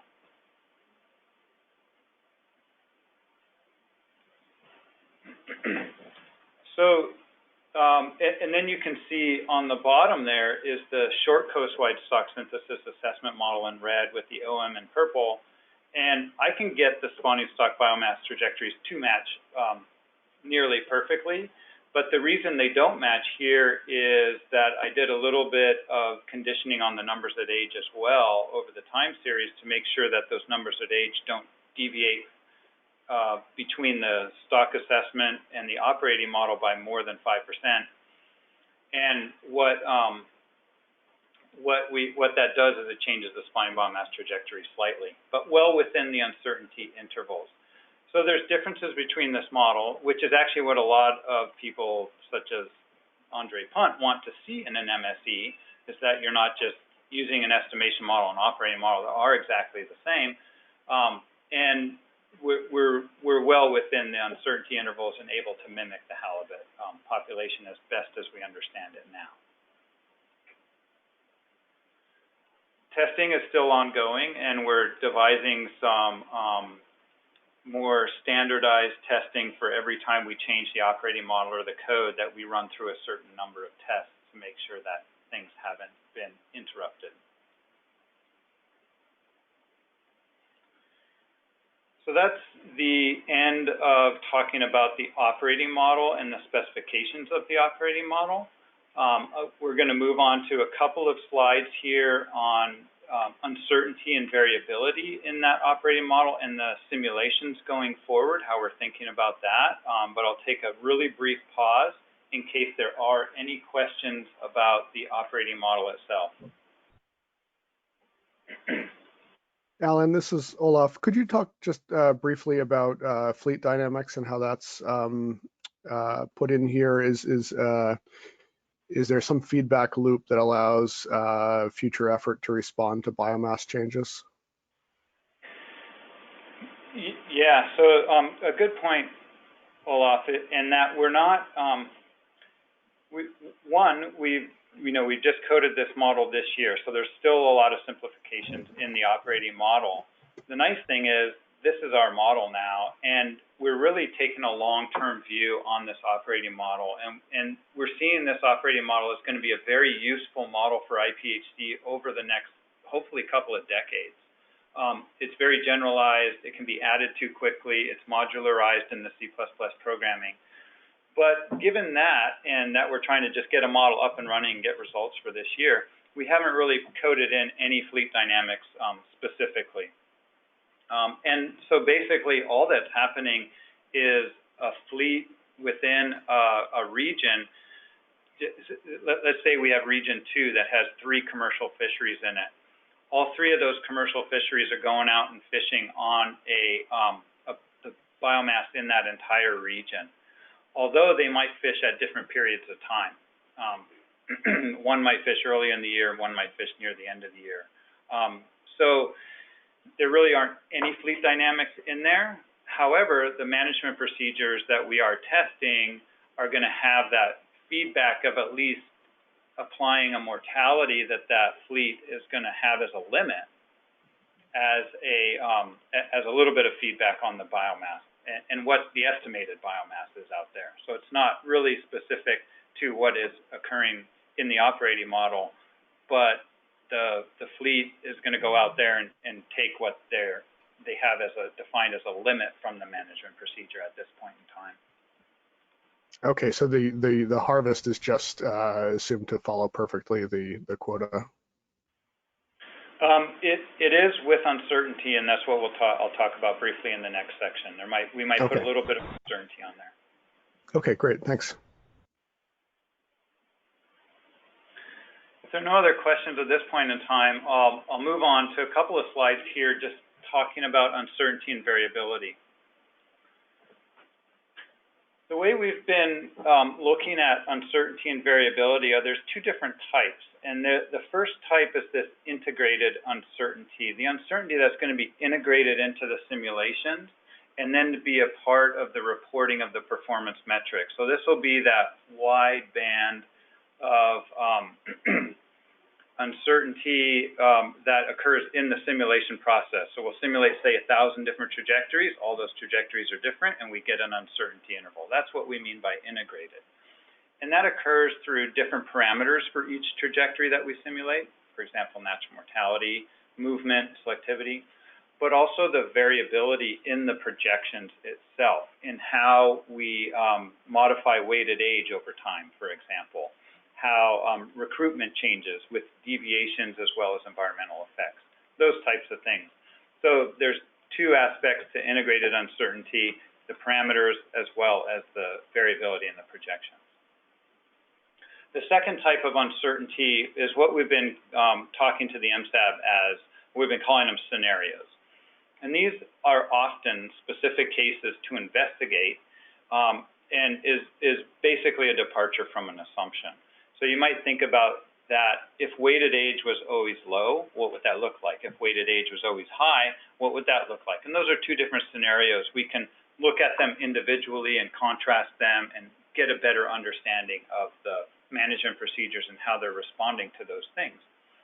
We might put in some hypotheses about movement also and say movement occurs in this way, but what if movement occurred in this way? And we can contrast those 2. Another thing is steepness is often put in as a scenario where specific values of steepness are simulated, and we can look at those different values, or we might integrate them as sort of in an ensemble approach. So that's what I mean by may or may not be integrated into the results. They may be scenarios to look at specific case of, I just want to know what happens if weighted age was high. Or they may be integrated in, here's a number of different steepnesses we want to test and integrate into the performance metrics. So we've been talking a lot about both of those with the MSAB and have a number of ways to implement those into the framework. Here's a list. I won't walk through all of these, but just an idea of how we're thinking about integrating some of these. So for example, size at age. I'll talk a little bit more about that on another slide, but those are just deviations being projected forward in time with some bounds so that weighted age can walk up and down through low and high periods. We have regime shifts, Near the bottom, you'll see implementation variability, and that I'll talk about briefly later too, but that's where, again, the harvest not actually meeting the limit might come in. And then we're currently determining exactly how it will be best to implement variability in movement and uncertainty in movement into the operating model. We can talk about that more when you see results of the multi-region operating model. But there's going to be a lot of variability in this model, as you've already seen with the coast-wide MSE. So, for example, recruitment variability has annual deviations, as well as linkage to an environmental variable, which is linked to the PDO. So, for example, it's already been defined in the assessment models that there are periods of poor recruitment and good recruitment, or high and low recruitment regimes. And these in the bottom, you can see the years that have been defined as good and as high and low. When we project into the future, and we've talked about this in past SRB meetings, we're just using the semi-Markovian process that has, it models a change in the regime that on average is about every 30 years. It changes regime, but that change may occur as short as 5 years or up to 40 or so years. But simulating high and low periods. The weighted age variability is similar to what was done previously and we've described in past SRB, but we've made a slight improvement to that. I haven't included the picture of a couple examples of simulated weighted age into the future, but there is a figure in the document, Rep 1 document for the SRB that has that figure showing 2 examples. But basically, the way that weighted age is projected are there's 2 types of deviations. A deviation that is consistent across all regions and ages. So basically it says weighted age in general is going to be higher or lower this year. And it's a random walk. So weighted age is a little bit higher for everywhere and all ages. But then there's a second deviation, that's a much smaller deviation that says in this region and for this age, it deviates this little bit.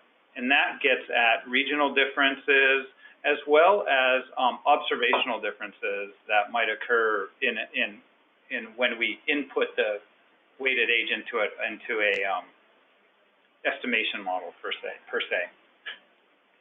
But it basically allows there to be those regional differences in weighted age now, although they're not going to diverge by large amounts, because we definitely don't want that to happen.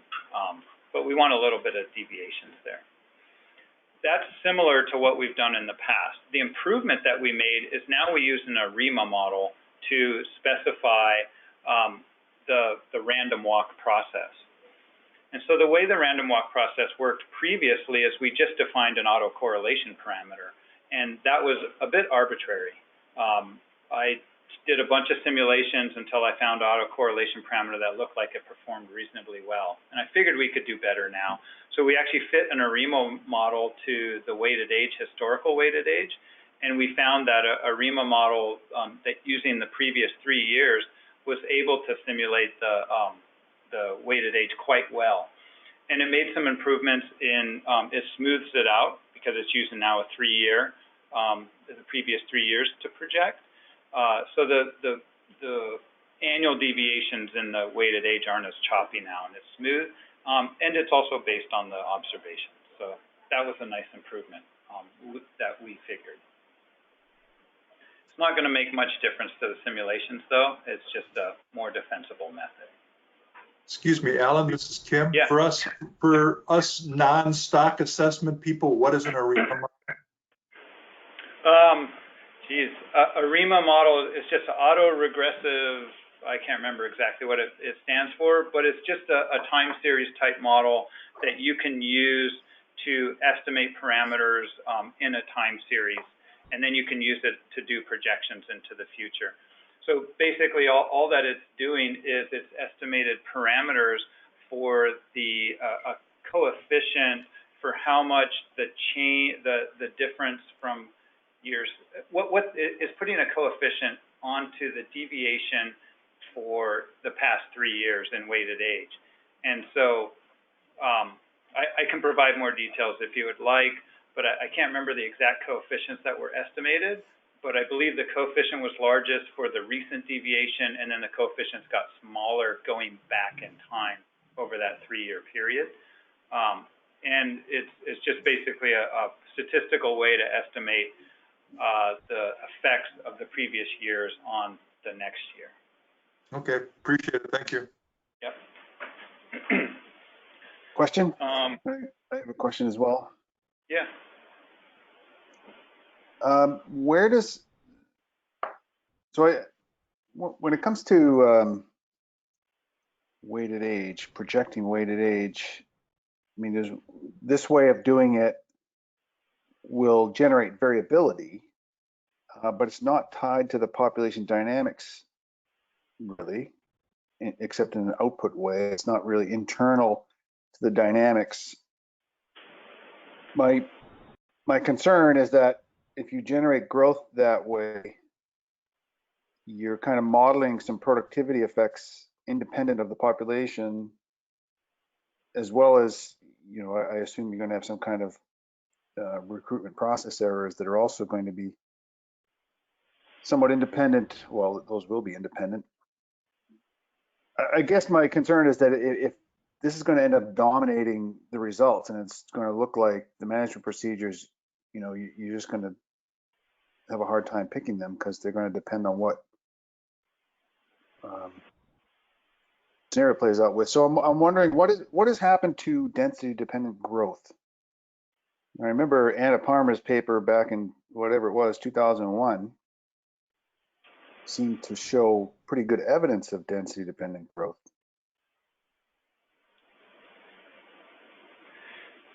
That's a really good point, Sean, and it's something that we would like to introduce into the MSE simulations in the future. The problem is, what is the density dependence and density dependent growth in there?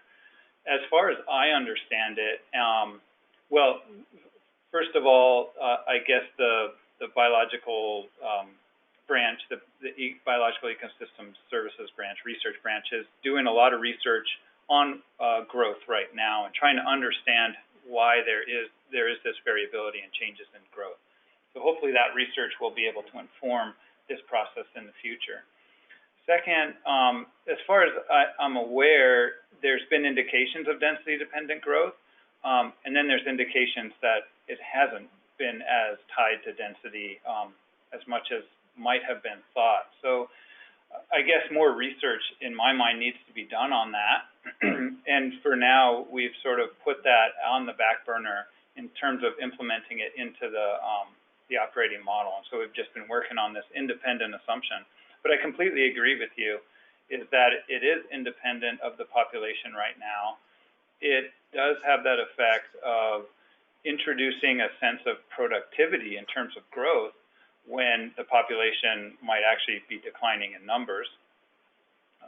And it's going to dominate a lot of the results. And given that, that's why we have the option to run the simulations with specified weight at age or specified size at age, so that we can see the effect of weighted age and understand it better, and understand how does this management procedure perform when weighted age is low, when it is medium, or when it is high. Is this a better performing management procedure when weighted age is low but not when it's high? We can begin to disentangle those effects a little bit, but it would be nice to bring in some sort of tie to the population with it. I guess a follow-up to that, if you go on, Sean. Well, yeah, I just wanted to just wrap this up. Yeah. I mean, it could be, and this, I don't know, again, if people are looking at this or not, but I mean, it could be that growth and productivity are correlated as well. So if you've got this weighted age varying randomly and then some other process varying randomly, they may cancel out or whatever, but if you had some correlation structure in there, they magnify and generate more heinous kinds of, probably more realistic anyway. Anyway, that's another thing to consider when you're doing these independent processes. Yeah, and that's a good point. Thanks, Sean. Alan? Ben? Yes, Ben. Just a very quick question. You say you're modeling weighted age or variability in weighted age. So are you actually modeling weighted age, or are you modeling growth? Because to me, the two are quite different in terms of what I've seen in flatfish stocks in European waters. You know, a lot of this weighted age seems to be originating at density dependent effects within the coastal areas. So really you get persistent cohort effects at weighted age that are maintained through the population, which you can get at to some degree by smoothing weights at age, but you have problems estimating the parameters by cohort. So I was just trying to figure out what you're actually modeling in this. Yeah, good point, Sven. We're not modeling growth really at all in this operating model. We're just simulating weight at age. So the way that the operating model is working is that we're simulating numbers at age, and then to calculate biomass, we're simply multiplying it by weight at age. And the hope is in the future that we can introduce growth into these models, and then this operating model will be really useful to investigate things like size limits, changes in growth, and all sorts of fun things. But right now, that's just a bit too complex and would be too difficult on the timeline that we're operating under to get the first round of MSE results out. Which is understandable. I'm just trying to get a hang of what is actually autocorrelated, the weighted age in 1 year with the weighted age of that same cohort the next year, or is it, across ages, or, that, are you doing it simply a model for each age, or is it a matrix correlation? It's way more simple, I think, than you're thinking. I would like to get into more complex ways of doing this, but it's simple in the fact that the ARIMA model, I can't remember if I looked at, I think I built the ARIMA model based on maybe 3 different age classes, looking at them separately, and I think they were like age 8, age 15, and age 20 or something like that, common age classes observed in the survey.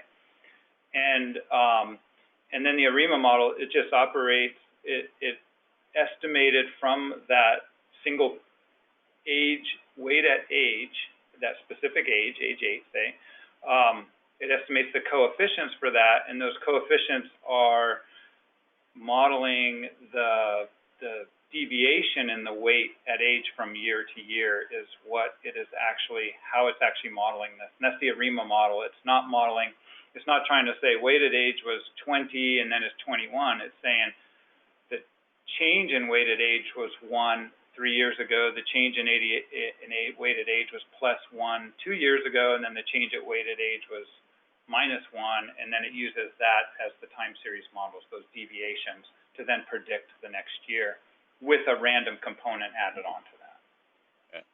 Yeah, my concern is only that actually individual cohorts could shrink in this. Yeah. And you ought to have a check in there that doesn't use those projections, because I think they can then get all sorts of tied up with size selectivity and all those kinds of things. So I think it's worth having a look at how reasonable those, and maybe you have, but I think it needs to be a caveat somewhere that there's some checks that you don't have this consistently occurring. I do remember investigating that a while ago, and I can't remember if I coded in some check on it. I know I did some things to make sure weighted age was monotonic. I was concerned about potentially shrinking cohorts. What another part of this simulation is I didn't want, because it's a random walk, you could walk forever and go out into massive, huge fish or tiny fish, and I didn't want to go out of bounds. So when things start hitting the bounds, I try to reflect it back, and that's when some weird things might be occurring. But in the example simulations I've done in investigating this, I found that it typically might hit a bound for a little while, but it doesn't stay near the bounds for long. It is sort of traversing the space of weighted age, which is really the goal that I wanted to get, is to introduce that variability. Thanks. Yeah, I didn't put a lot of time into the specifics of weighted age in this presentation or the document, but if you do want more specifics of that, because I realize at least Sven and Olaf, you may not have seen that in previous SRB discussions. I believe this is 16, it would have been SRB 14 or, no, it might have been SRB 12 or 13 where we discussed a lot of the simulations for weighted age in the coastwide MSE, which we've carried forth here. So if I may move on.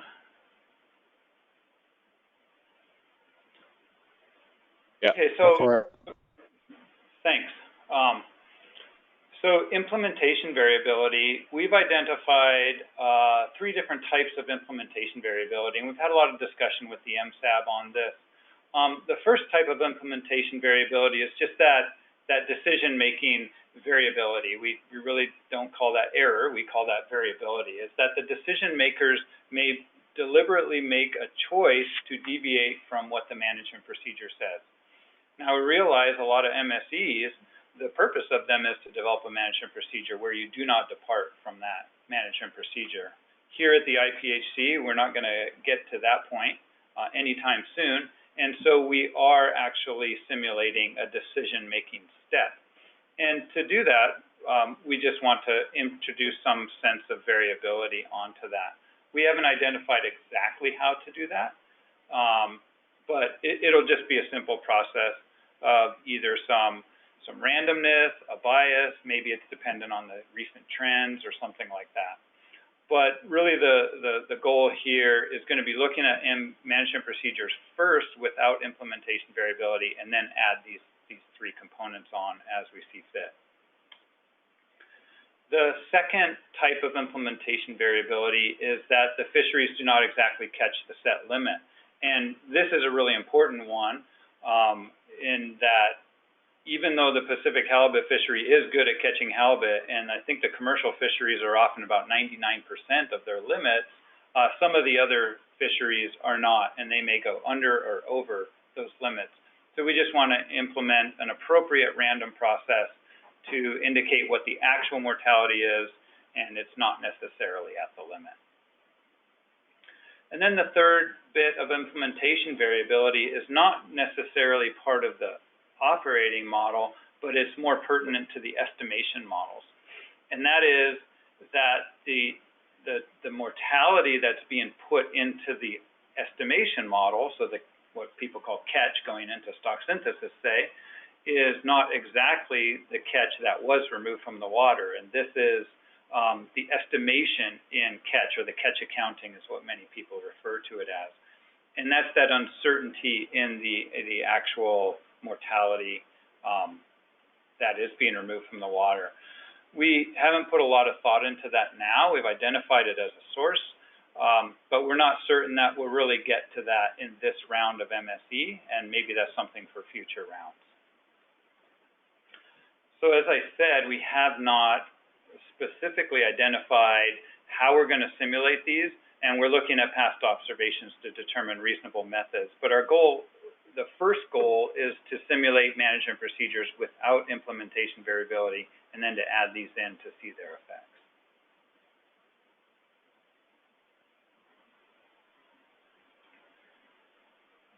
So with that, and I will note, this is a very natural, good stopping point.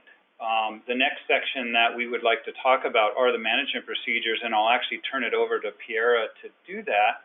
So I'll turn it over to the chair to determine if there's any more questions on what we've presented thus far, and if we want to determine a break before moving on, or if we want to just continue on, we're happy to continue on.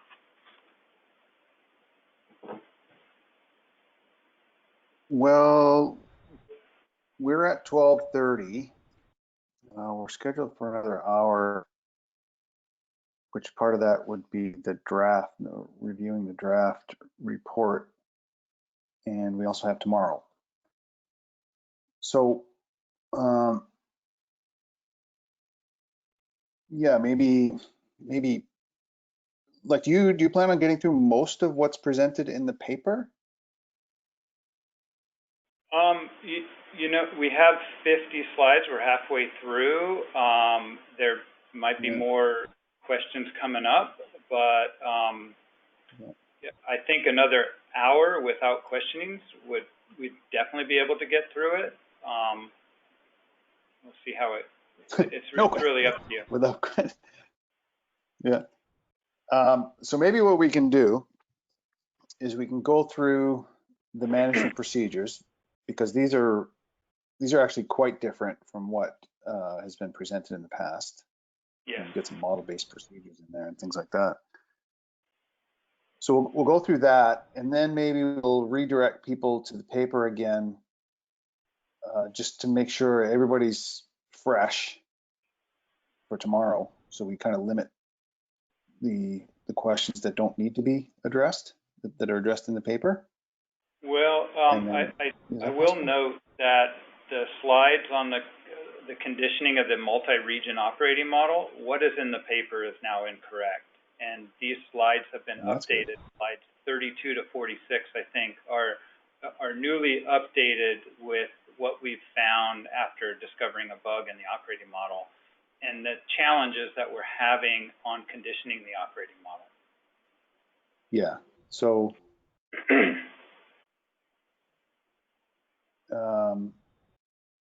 well, I think if you would like, if I may make a suggestion, if you want people to review something from the document overnight, they could review the management procedures, and then I could present the multi-region operating model now, since that isn't anywhere except in this presentation for people to have a think about.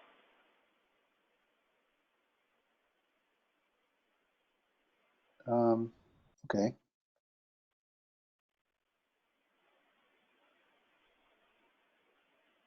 Okay, well, let's do that. So what we'll try to, we'll take a half an hour. Maybe we'll go on for another half an hour, and then we'll spend the last half hour on the report. So we can just quickly get up to speed on that, get that going. And then we'll claw a bit of time in the morning to finish it up. Okay, and then we're fitting in,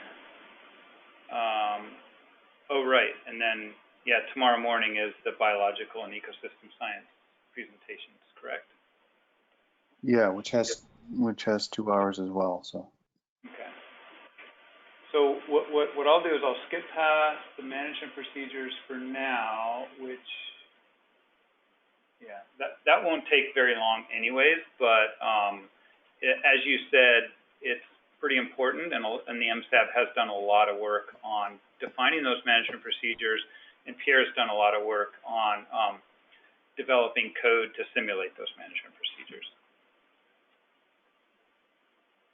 So if you're okay, I'll just give you an overview of the multi-region operating model now. Go for it. All right, thanks.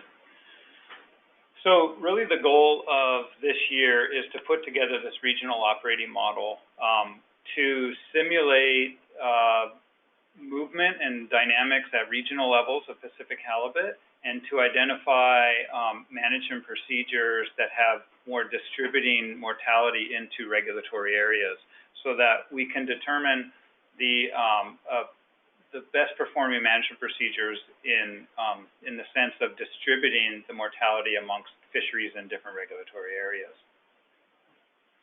So our first attempt at this multi-regional operating model, and I remind you that Ian has put together a multi-regional operating model in the past for the stock assessment, which was reviewed by the SRB, and I think that was 2016. And their thought on that was there's a lot of complications in movement. and this would be a useful model for hypothesis testing and simulation, but not a useful model for tactical decision making.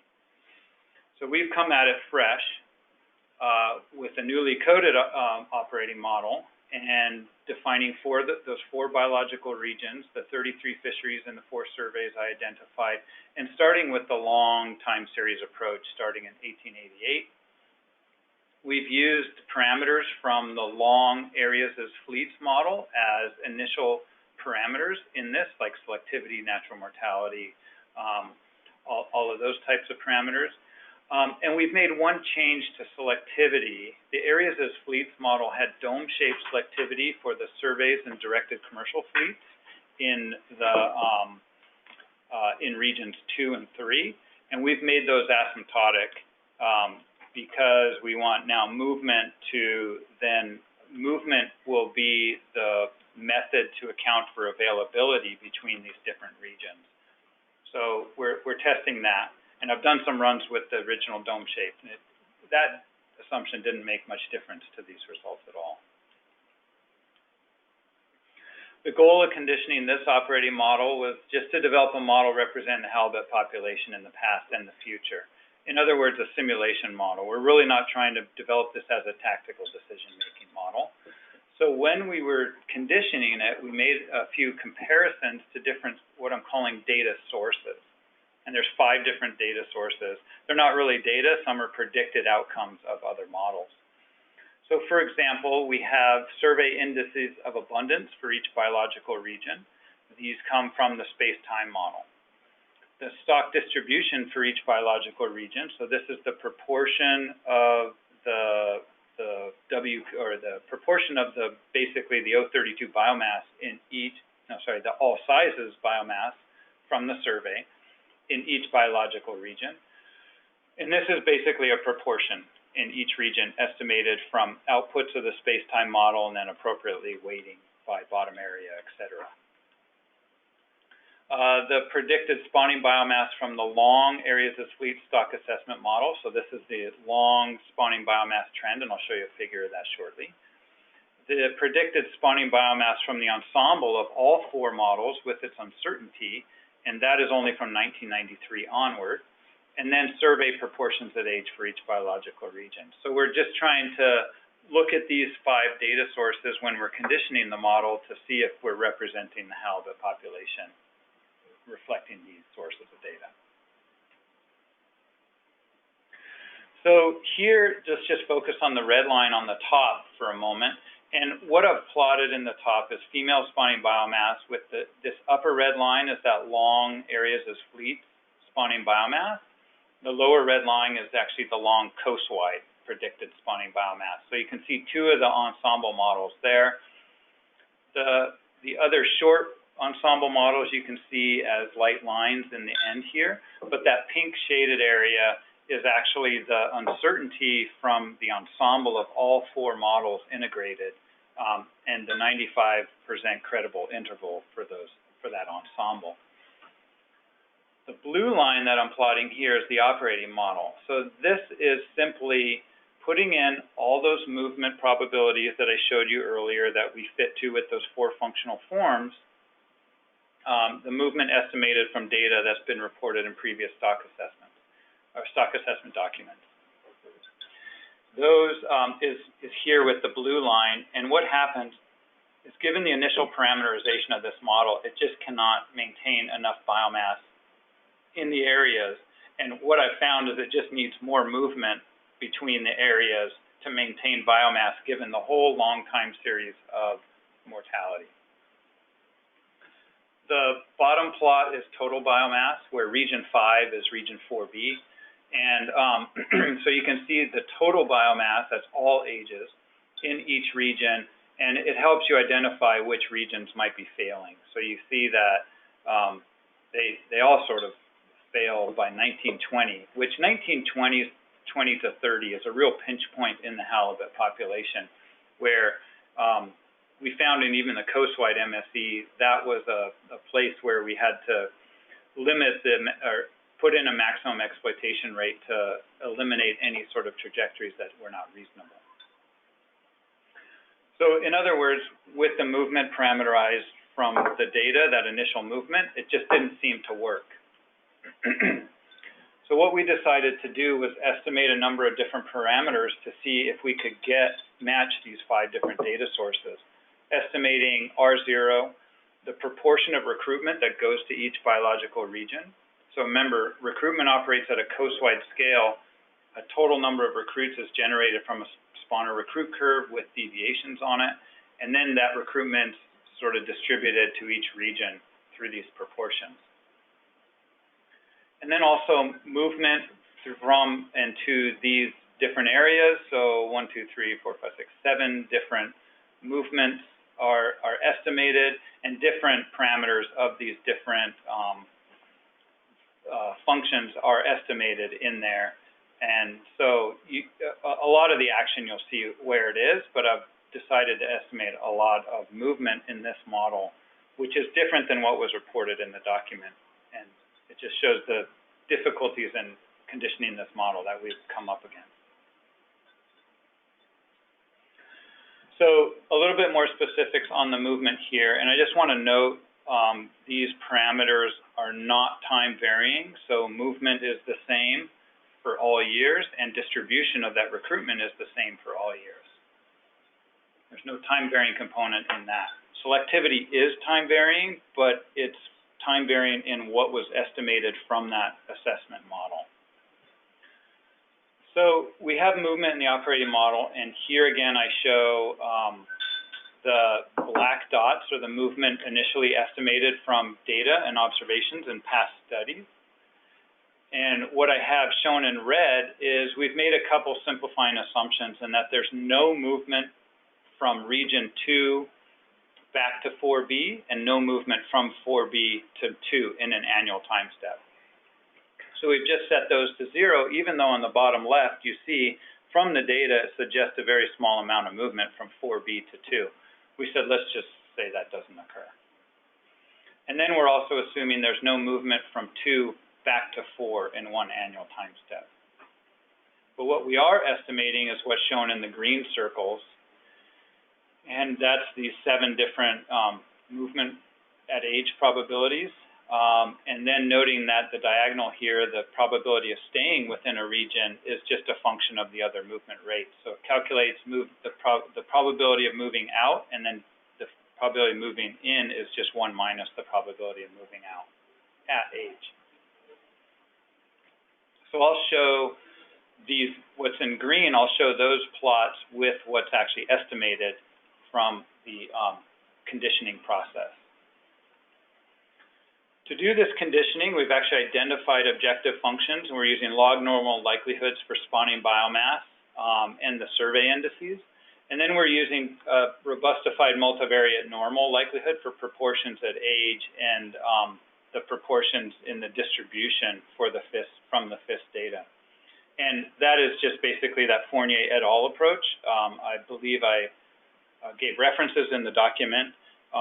But it's an approach that's been used by Coleraine and Castle in the past, and I'm very familiar with, so he's able to code it in quite quickly. Here, this table shows, in the fitting process, it shows the likelihood for each of these individual data components, whether or not it was fit to. And the reason that I'm reporting this is it's useful to look at when you're trying to fit to, say, the ensemble spawning biomass only over here, it is able to fit to that with a likelihood of 9, that's its likelihood. But when you're not fitting to it and fitting to the distribution, the proportions in each region from the survey, that you fit much worse to that. And so in bold is what it's fitting to, and then the likelihood values are shown for all of them. So basically, I've shown 2 when you're just fitting to an individual data source at the top. You can fit really well to the ensemble spawning biomass and really poorly to the distribution, or you can fit really well to the distribution and really poorly to the ensemble spawning biomass. And that's the conclusion that we're coming up with here. So that's the end of the story. what we did in that process was say, okay, well, let's fit to multiple data sources at the same time. What happens if you put equal weight on the likelihoods for distribution and the ensemble spawning biomass here? Well, you degrade some of the fit to the stock distribution, and you fit it in between what you're fitting on each of those individually, as you would expect. And then we put different weighting factors on the index and the ensemble. So we're weighting the index and the ensemble by a quarter. We're weighting the index and the ensemble by a half compared to the distribution. And we're weighting the index and ensemble all equally compared to the distribution. So all three data sources are equal. And you can see the more weight you give to the distribution, the better fit to the distribution is. So it's complex. One point I want to make in discussions with the MSE team, we felt a lot of management procedures are really focused on using the distribution estimated from the survey in the actual management procedure to apportion catch.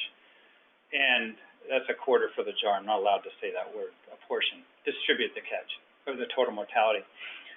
Because it uses that distribution, we really want this operating model to match what the survey sees in terms of distribution. What this operating model predicts the survey sees in distribution. We felt that's really important to match. And so that's why distribution is given a weight of 1, and then we're seeing how other data sources, downweighting them, affects the fits to distribution and those other sources. So this is a table of the likelihoods. It might be a little bit more clear when I show you some pictures. But I guess before I show you those pictures, I'll just summarize what I've said. Really difficult to simultaneously fit all of these data sources. As we saw, fitting to only distribution, a large spawning biomass occurs, and most of the total biomass is in region 3. Doesn't fit the indices, but at least captures patterns. Fitting to only the spawning biomass since 1993, predicted from the assessment model. It gets a really nice fit to that, but most of the total biomass is in region 2, and a very poor fit to the distribution, as well as the indices are not fit at all in regions 4 and 4B. So some figures will show this a little bit more clearly. To orient you, we've already seen the plot on the right with spawning biomass on the top and then total biomass by region on the bottom, and these are predictions from the operating model. On the top, the operating model is in blue, from the assessment model is in red. On the left are plots of fitting to the proportion estimated from the survey data and from the space-time model. And so you can see the black dots that have a little bit of error bar on it is what Ray will report from his analysis in the space-time model and in the distribution, the proportion of each stock in each of these regions. And then the triangles are what's predicted from the operating model. So when I'm fitting to only these data here on the left, I can fit those data really well, but I don't fit the spawning biomass trajectory very well at all. And it puts a lot of that biomass in region 3. When I'm fitting to only the ensemble spawning biomass, this pink area at the very end here, you see the blue trajectory fits it pretty well, but it doesn't fit distribution well at all. It basically is saying there's no fish in region 4, and there's lots and lots of fish in region 2, and it might do a decent job in region 3. It's not doing a very good job in region 4B either. So this is that tension I'm talking about, is there's a real tension between spawning biomass and the distribution. Alan? Yes, go ahead. Are you estimating separate survey catchabilities by region, or is it a constant across all regions? It is estimating separate survey catchabilities, and the way that it is doing that is it is doing that through the analytical solution to estimating Q. Okay.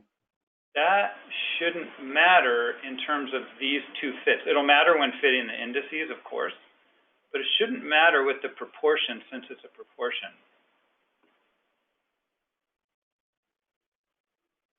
It's because selectivity Yeah, so selectivity is predefined in the operating model from the results of the assessment model. And so selectivity is accounting for the differences in how the survey encounters the fish. But yeah, you're right. In the process of determining this distribution, it's not incorporating different catchability between the regions.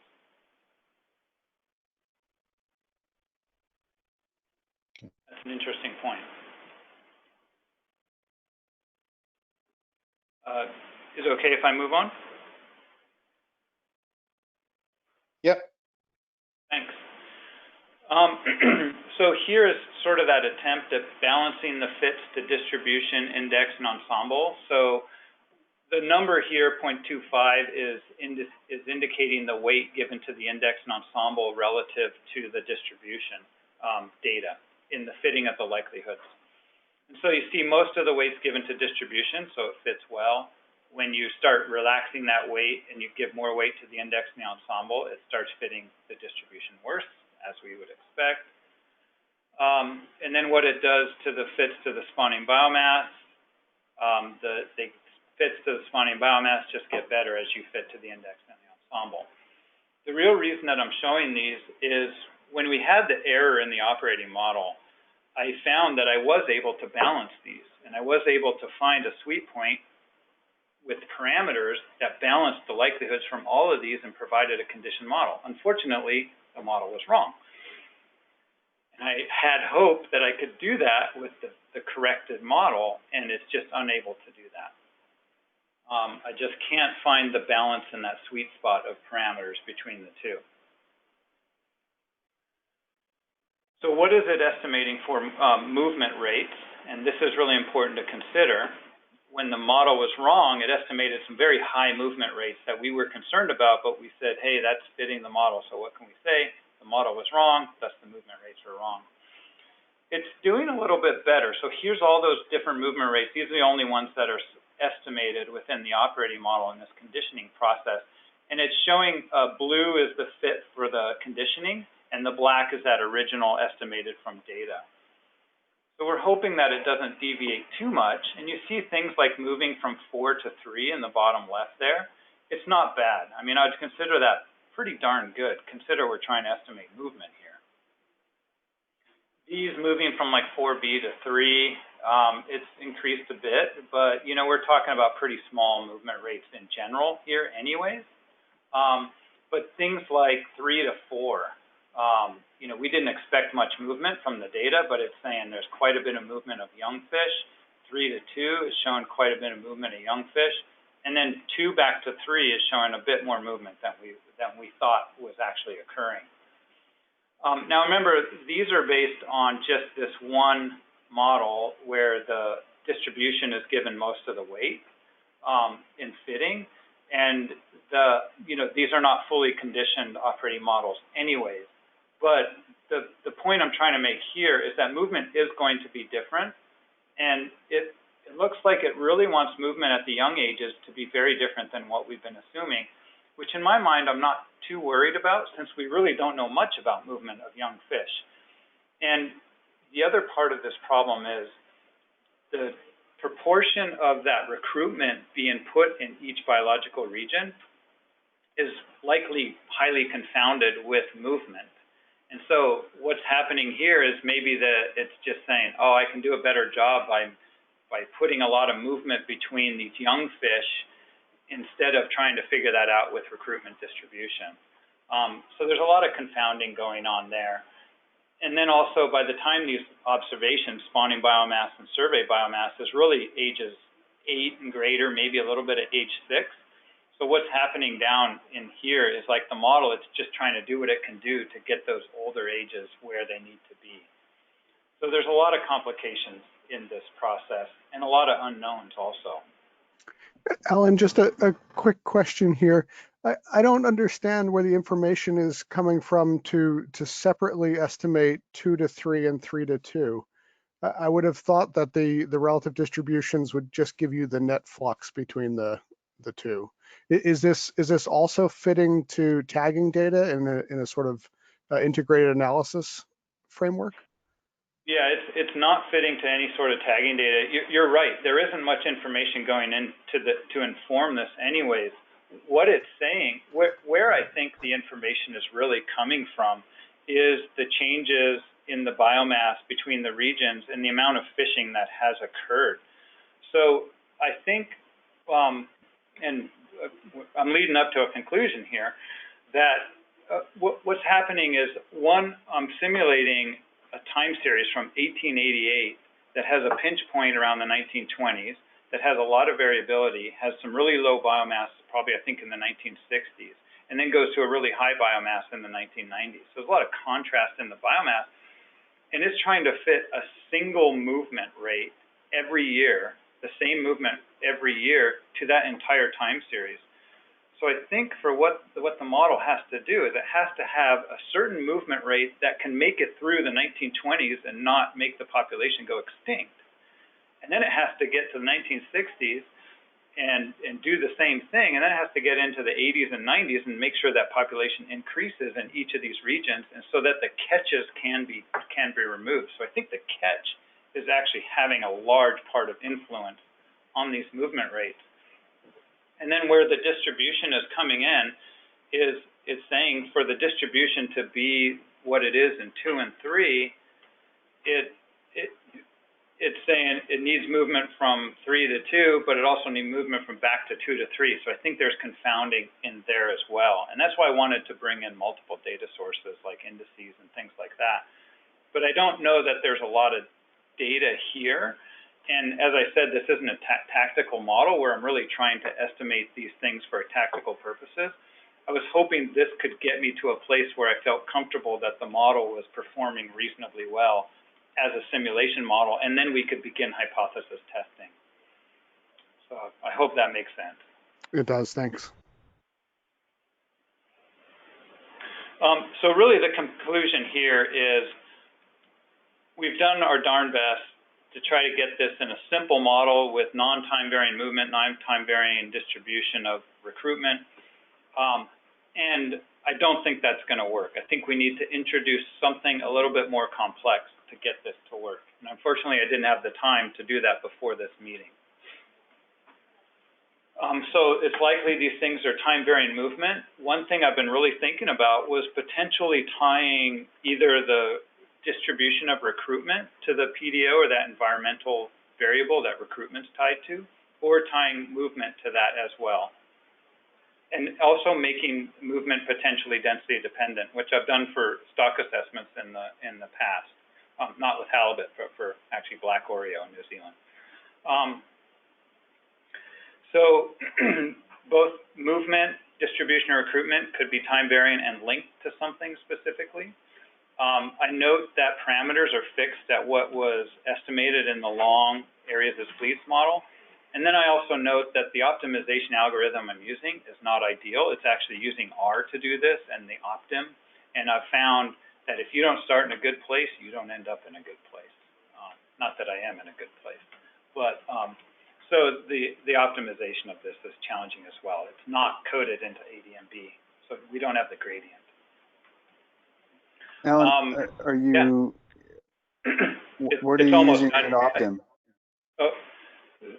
I'm just using the Nelder-Mead, the default Nelder-Mead approach, which I think is more like a simplex approach. Yeah, but that thing takes a long time to converge sometimes. It does, and I've experimented with some other ones. I've used the bounds one, I've used the BFM, the one that calculates some gradients, and those didn't perform any better. When I've done like simulation projects for classes, what we typically do is run a Nelder-Mead for a while, and then take that and then as starting values for a BFGS, something like that. Okay.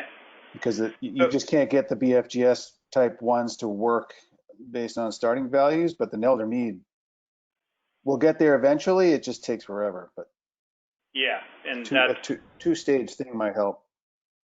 That's a good point. I did try that with one run, and I gave up because it didn't work very well, but given that you've had good experience with that, I'll give that a little bit more testing.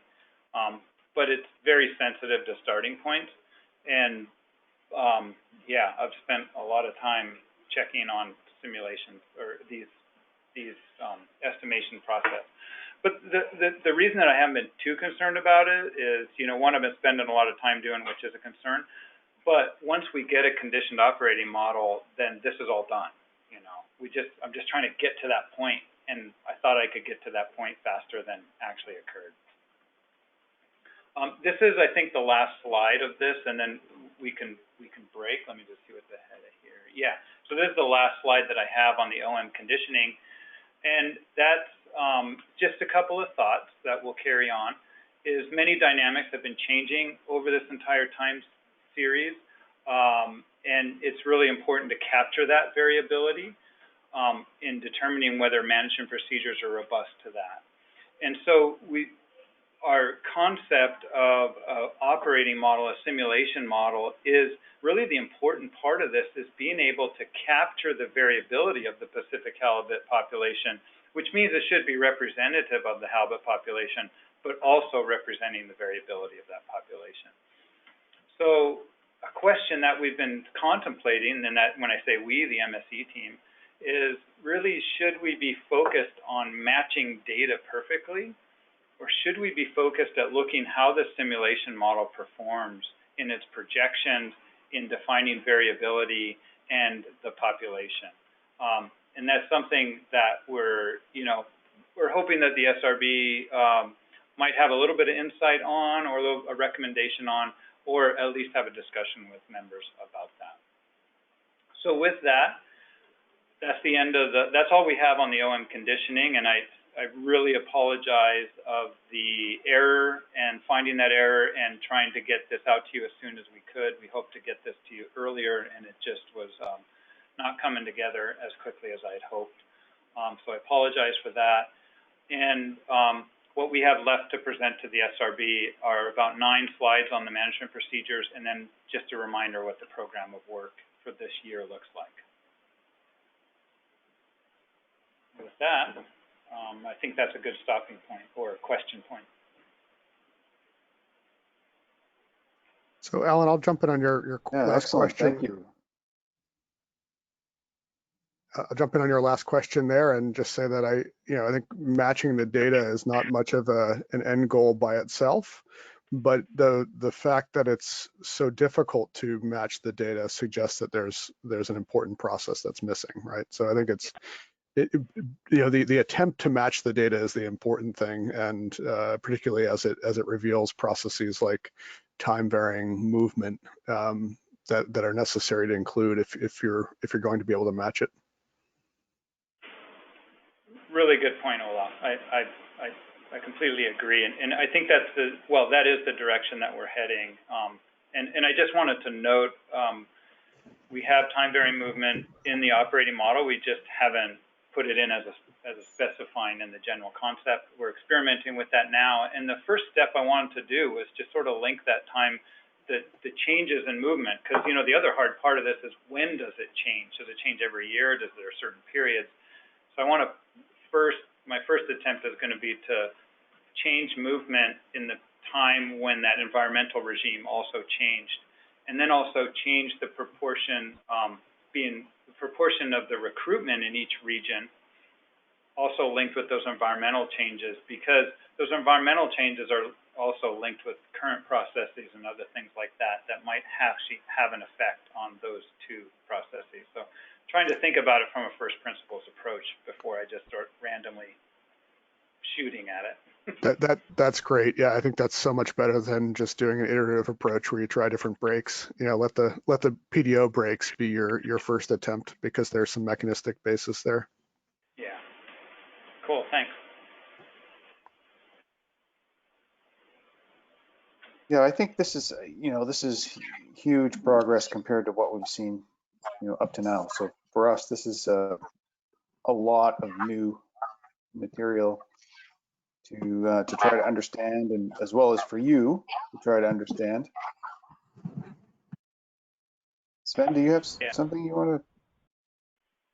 Well, I was just going to comment that to me, the focus on matching data and or simulating variability appropriately, they are entirely the same thing in many ways. I guess you could match data without, simulating the variability appropriately. But certainly couldn't do it the other way around. So this, you need both. So I'm concerned that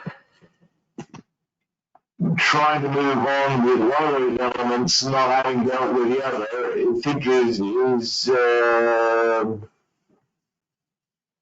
kind of very risky, because you're trying to develop a different end of this. And I don't want, I'm trying to avoid getting yourself where you get a solution on the one end, but then realize you have to do everything again differently because of the other end. So I wouldn't treat them as, it's a compromise between the two rather than anything else. Yeah, thanks, Ben.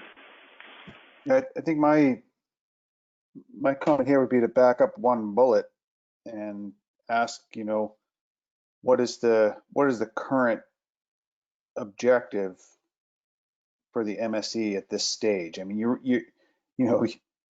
you're still in stage one and probably closer to the beginning than the end. So, I think this would be a good time to really focus on something simple.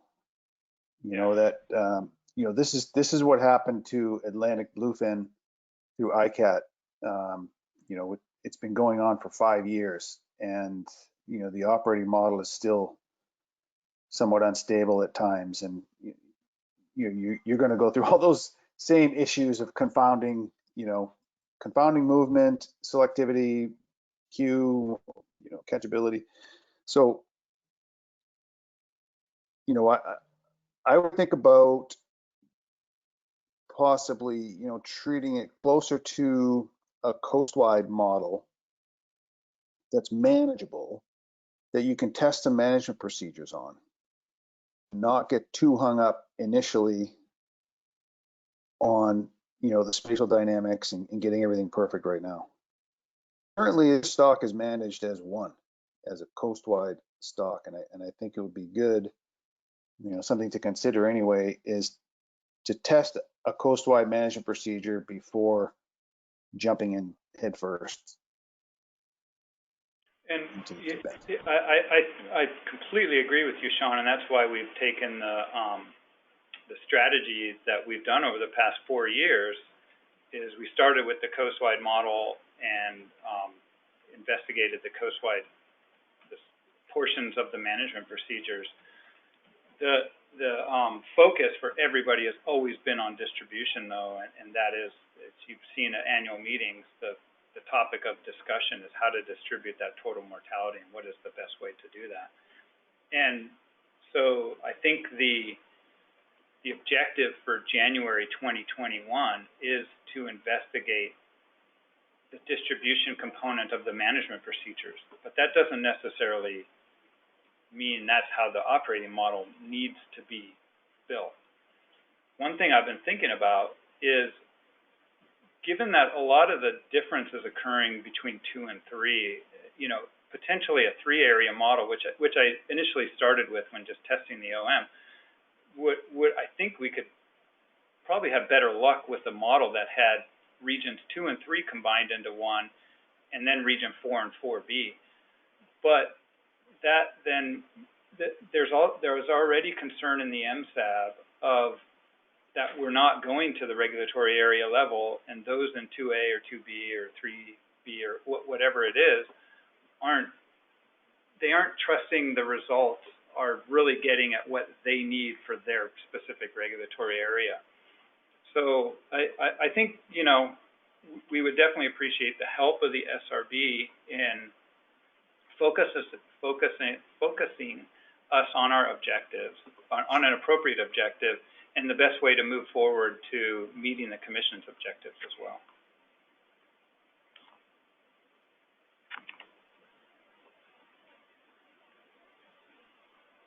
Yeah.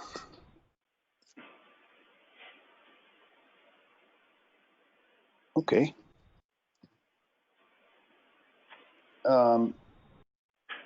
There's a ton of things we could discuss about these kinds of things, but again, I mean, unfortunately, because of the format of this meeting that we're stuck dealing with this digital format, it's hard to really get into this in a lot of detail. It is. I certainly miss you guys. We miss you too. So, but I think just to make sure, make sure we get through everything, let's use this drafting session for what time we have left to go through the report as we have it, and maybe we'll see what Dave's got for us, and maybe we can make some comments on some new bullets that have come out. Do you want to send out the report, or yeah, you can put it up. Oh, sorry. Do you want control back? So sorry, just a quick question of clarification there, Sean. So do you want to put the draft report up on the screen and walk through it, or do you want to have another SRB drafting session? I'd like to put the current report on the screen so we can review what we wrote this morning. Okay. And get that out of the way so we can then ship it around again so people can draft comments on what we saw today. And then we'll go over it tomorrow.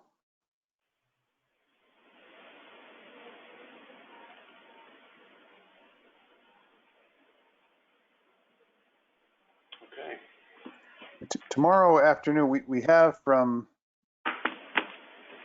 well, what is this?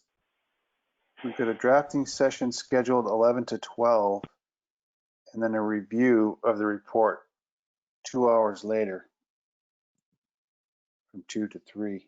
Is there a reason for the 2-hour gap there? Or is that supposed to be a drafting session until? I think it's just another drafting session, but for usually where the Secretariat takes the previous comments and then provides you with a clean version to move on with your drafting. Right. But I don't think we need that for this meeting, given that it's electronic. Yeah. Okay, well that's good, because that gives us more time tomorrow than I originally thought. So maybe the plan will be for tomorrow.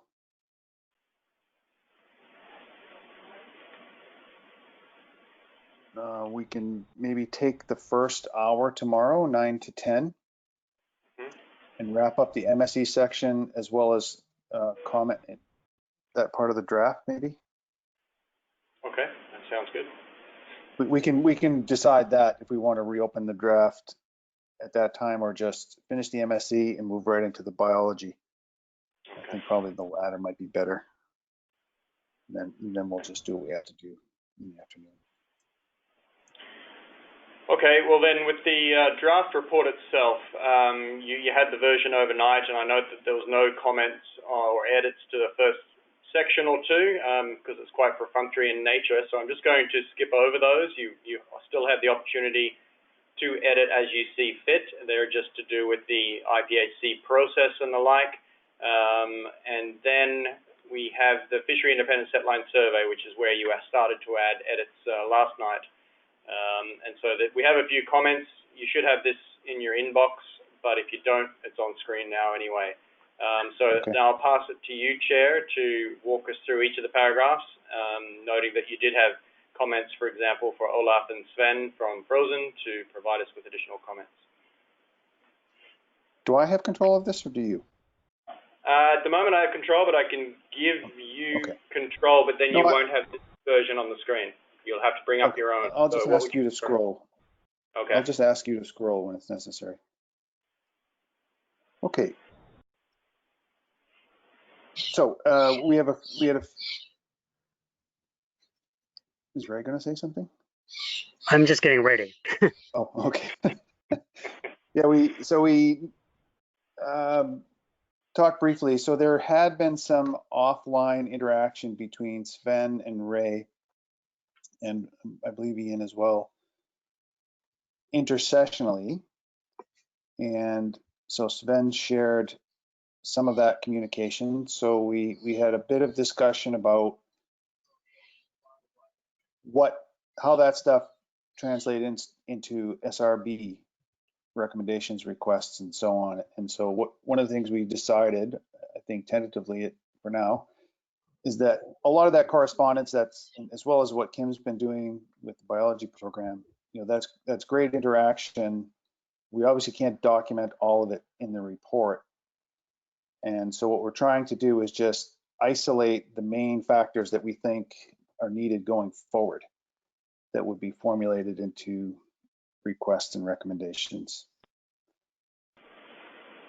But we do want to note that this is going on because a lot of times we do request this. For instance, we have requested it in the past to have the biology program interact with Kim in particular, and that's happened. So we do want to note that and make sure this is acknowledged as productive interactions that were being done. That's one topic that we covered. And then the other is, recognizing the challenges with this particular year. We don't want to be, offloading a whole bunch of work onto people when, number one, they have very little time to do it, and number two, it might be just marginal, having marginal effects. So that's where we came to these. So in the first one, paragraph 10, one of the things we noted was that there are possible multiple forms of spatial dependence that could be considered in modeling the FIS, and it would possibly improve some of the ecological realism. So there's a list of things there. And this is a rather vague request, I realize. And so maybe this is something that we can try to get right while we have everybody here. Yeah, Sean, I could jump in there. I think that that was one of the places that I was hoping to add some more text to clarify. And I guess this is mostly directed at Ray. I'm more familiar with geostatistical approaches, Ray, where there's a lot of attention paid to the form of the spatial dependency, how autocorrelation trails off with distance, et cetera. And it looks like some of that might usefully be explored here, and perhaps you've already done a lot of that exploration. But if I understood right, there's just a single autocorrelation parameter used, and that seems like an area that's ripe for exploration. Hi, Ray here, if I can step in. We're looking at bullet point 10, right?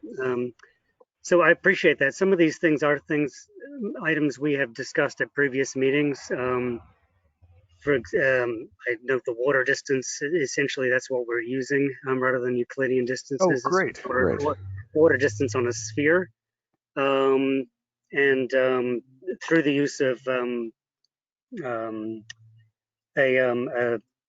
spatial boundaries on the land and islands and so on, so the fish can't travel through those. We're not just letting the process go through land.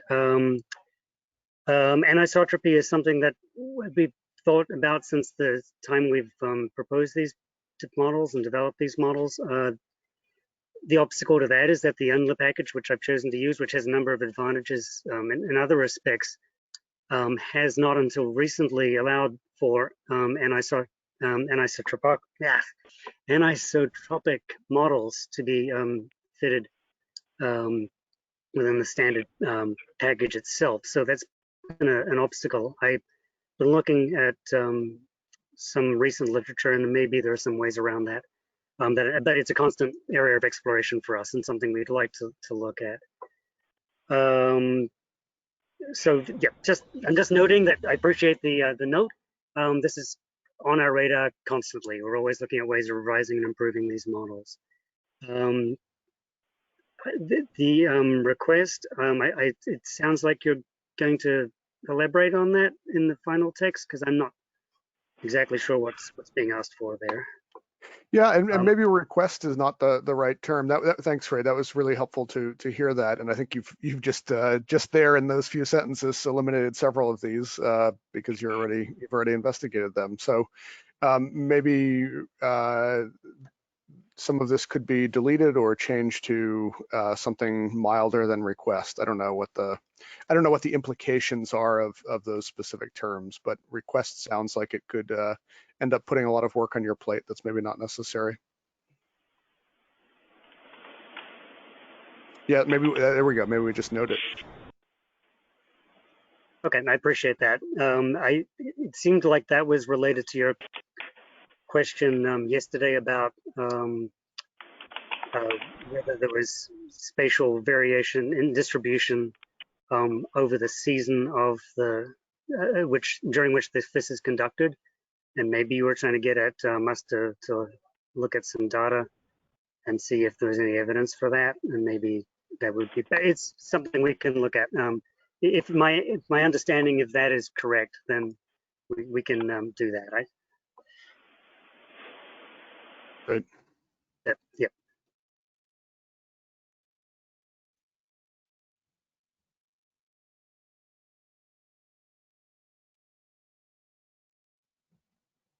Okay, so just to clarify then, with paragraph 10, there was a suggested edit there, but it sounds as though SRB with Ray need to just revisit the paragraph and first of all make sure it's accurate in terms of what has been done or is being done, and then you'll come back with a revised text probably tomorrow.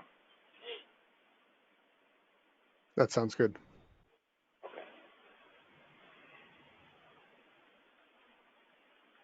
Okay, paragraph 11 then.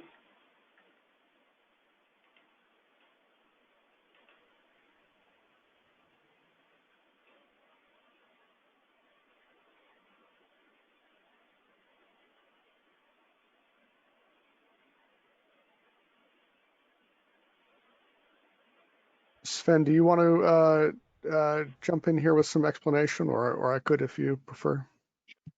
Well, I can do it with some of my thoughts along this, where the way that it happened this year with the ad hoc changes in inverted commas, you know, they were enforced. We're not arguing necessarily against the 2020 implementation, but what it struck me is that there are some issues that are actually caused by your secondary requirement or secondary aim, which is the cost neutrality of it. You could think that in a declining stock or worse, just simply a decreasing value of the fish at the market, you could be going to a situation where you're just sampling the highest densities of the stock, because otherwise you can't make it pay. Although we don't think that will ever happen entirely, you are introducing a bias through that, and also a bias in the data that will be available for future modeling by making these changes and not accounting for the fact that they're no longer random samples on which you're basing these things. And so there's an interaction, both in terms of variance and bias impacts that you can have by implementing the procedure as you have done. You know, on the other hand, we recommend the sort of principle of the idea of minimizing variance and having a risk-based approach to bias. We're just not sure that those are happening independently enough, or whatever you want to call it, for there not to be impacts. I'm not that was my thinking. I think this kind of reflects that in a way, but isn't very specific. So, but I'm happy to work on that. And I'll just add that I think this ended up being an amalgamation of that point that Sven was making and a slightly different one that I was trying to make about, if I understood correctly, Ray, the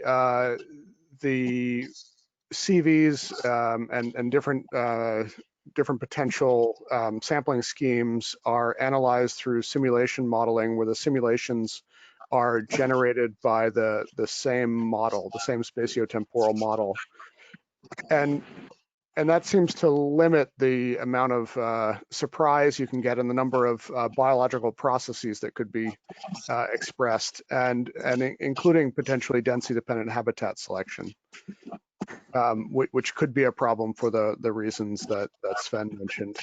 So I'm not sure if there's a request in here yet or not, but I wanted to hear more from you, Ray, maybe about what other operating models are potentially realistic to use there for those simulations besides the one that's used to analyze the data. Right, thank you. Yeah, this is where I'm also interested in sorry, is Sven trying to talk? Okay.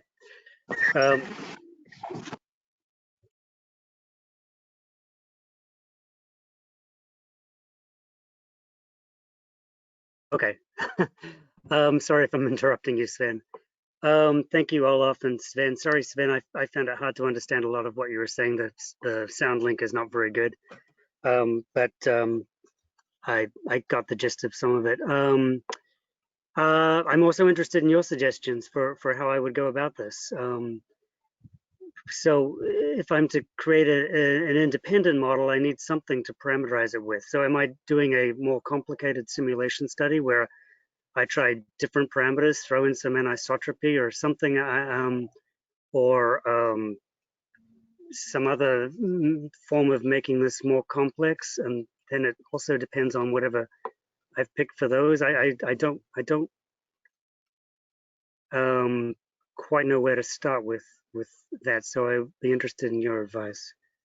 Sure. I mean, I think there's lots of different ways you could go with that, right? I mean, in terms of creating an independent spatial operating model, and I think the answer, at least over the long term, is probably all of the above. You know, trying lots of different independent operating models, and seeing how the FIS survey performs with respect to other potential mechanistic processes going on. So you might discover, for example, that it's performing quite well as long as the operating model is the same as the one used to analyze the data.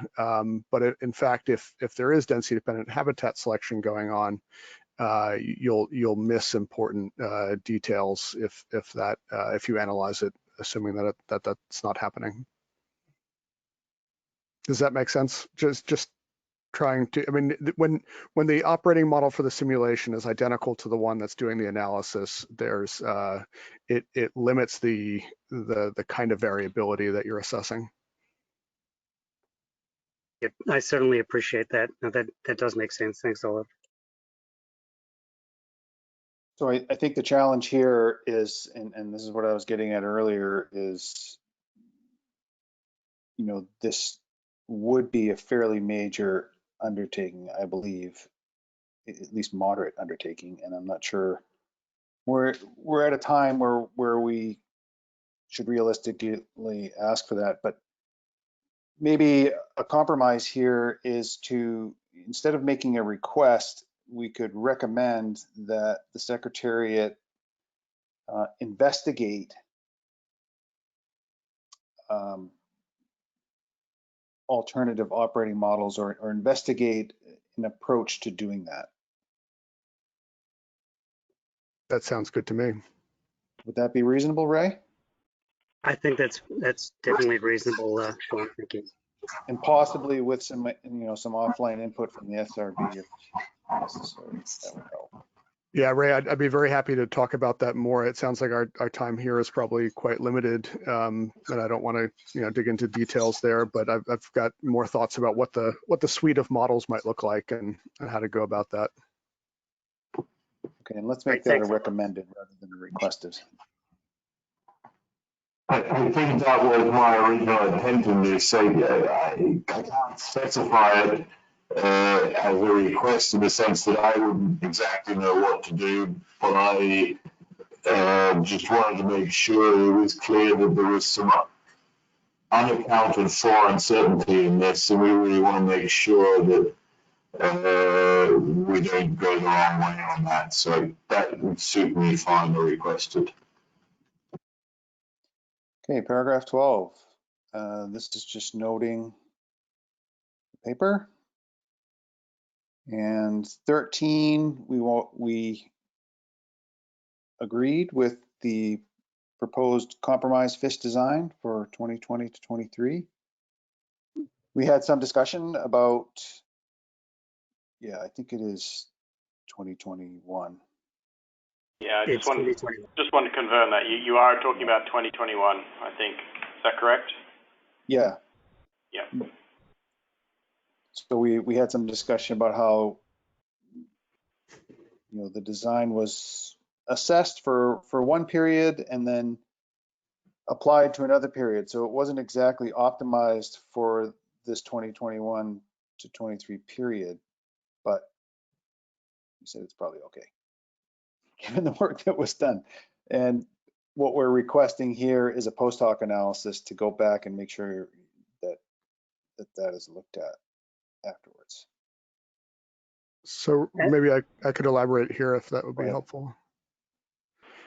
So I guess, Ray, I was following up on my comment yesterday that there was a lot of thought that went into designing the plan for 2020 to 2023.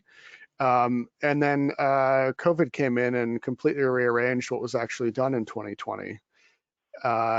And it seemed like the response was, let's do what we had been planning to do, but we'll just set it back by a year.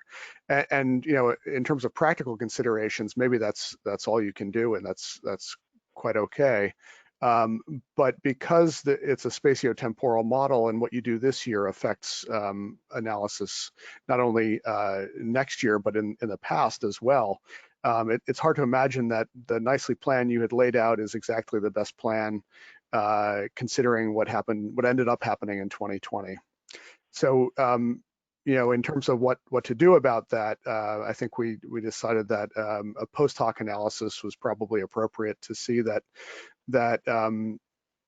things aren't going off the rails because of what happened or what is going to happen in 2020 with sampling. Thanks, Ola. Just to clarify, so our intention is once data come in each year, we reevaluate the designs for the subsequent years, 2020. In this case, it wouldn't be 2021, but it'd be 2022 to 2023 once we have the 2020 data. So that's an evaluation that's scheduled to take place as part of the process anyway. I'm not sure if you're looking for something more specific. So we would be looking at the likely precision projected for 2022, 2023, given those data. Again, we can evaluate bias as best we can, but for areas like 4B and 2A and 4A, there's no new information. So I'm not sure what a post hoc analysis would look like for those areas that's different from anything we've already looked at. Yeah, and I think I was just thinking of the kind of analysis that you just mentioned, where you reevaluate after each new year of data comes through, and that probably just reflects my ignorance of the process. I didn't realize that was something that you do as a matter of routine. Oh, it's a new routine. We're just working it out. So I think that's probably something we're going to expect to see in the future anyway. So we probably don't need to request it. And then we can just get rid of that last sentence.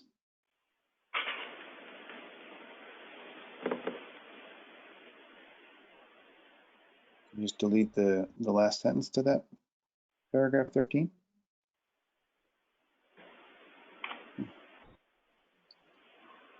And we enjoyed the walk through the Shiny app. We think that's a great idea, and it's a great way to improve transparency and access to that data. And I certainly help, I think, with communication to stakeholders and anyone else, my students. Thanks, Sean. A quick note, I think that's part of section 4.2 below, not part of the current section 4.1. Okay.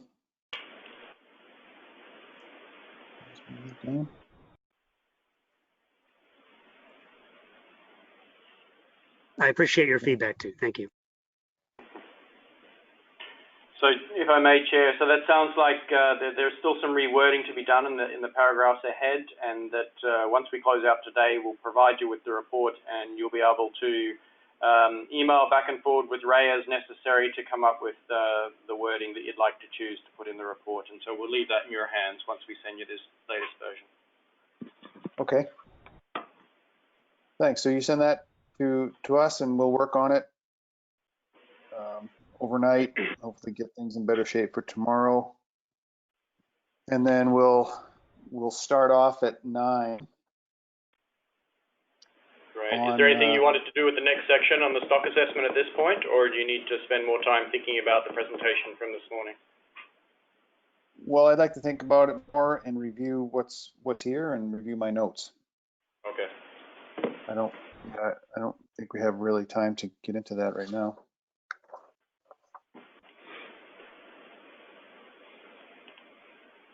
Okay, so can we, we're at our closing time. Can we just have 10 minutes with the SRB at the end here, just to formulate a plan? Great. Okay, we will stop the recording, and everybody could sign off except the SRB board members, please. And we will, I guess you'll reconvene again tomorrow from 9 to 10 for a drafting session, as you did today. And then if everybody else could look to sign in at 10 a.m. tomorrow morning, there will be the password on the SRB's 9 to 10 meeting. So if you can't access it, it just means that the SRB is running a little bit late. So just be patient, as with this morning. Perfect. Okay. Perfect. All right. Thank you very much. We'll stop the recording, and everybody else could sign off. Otherwise, we'll boot you off. Thank you. Thank you.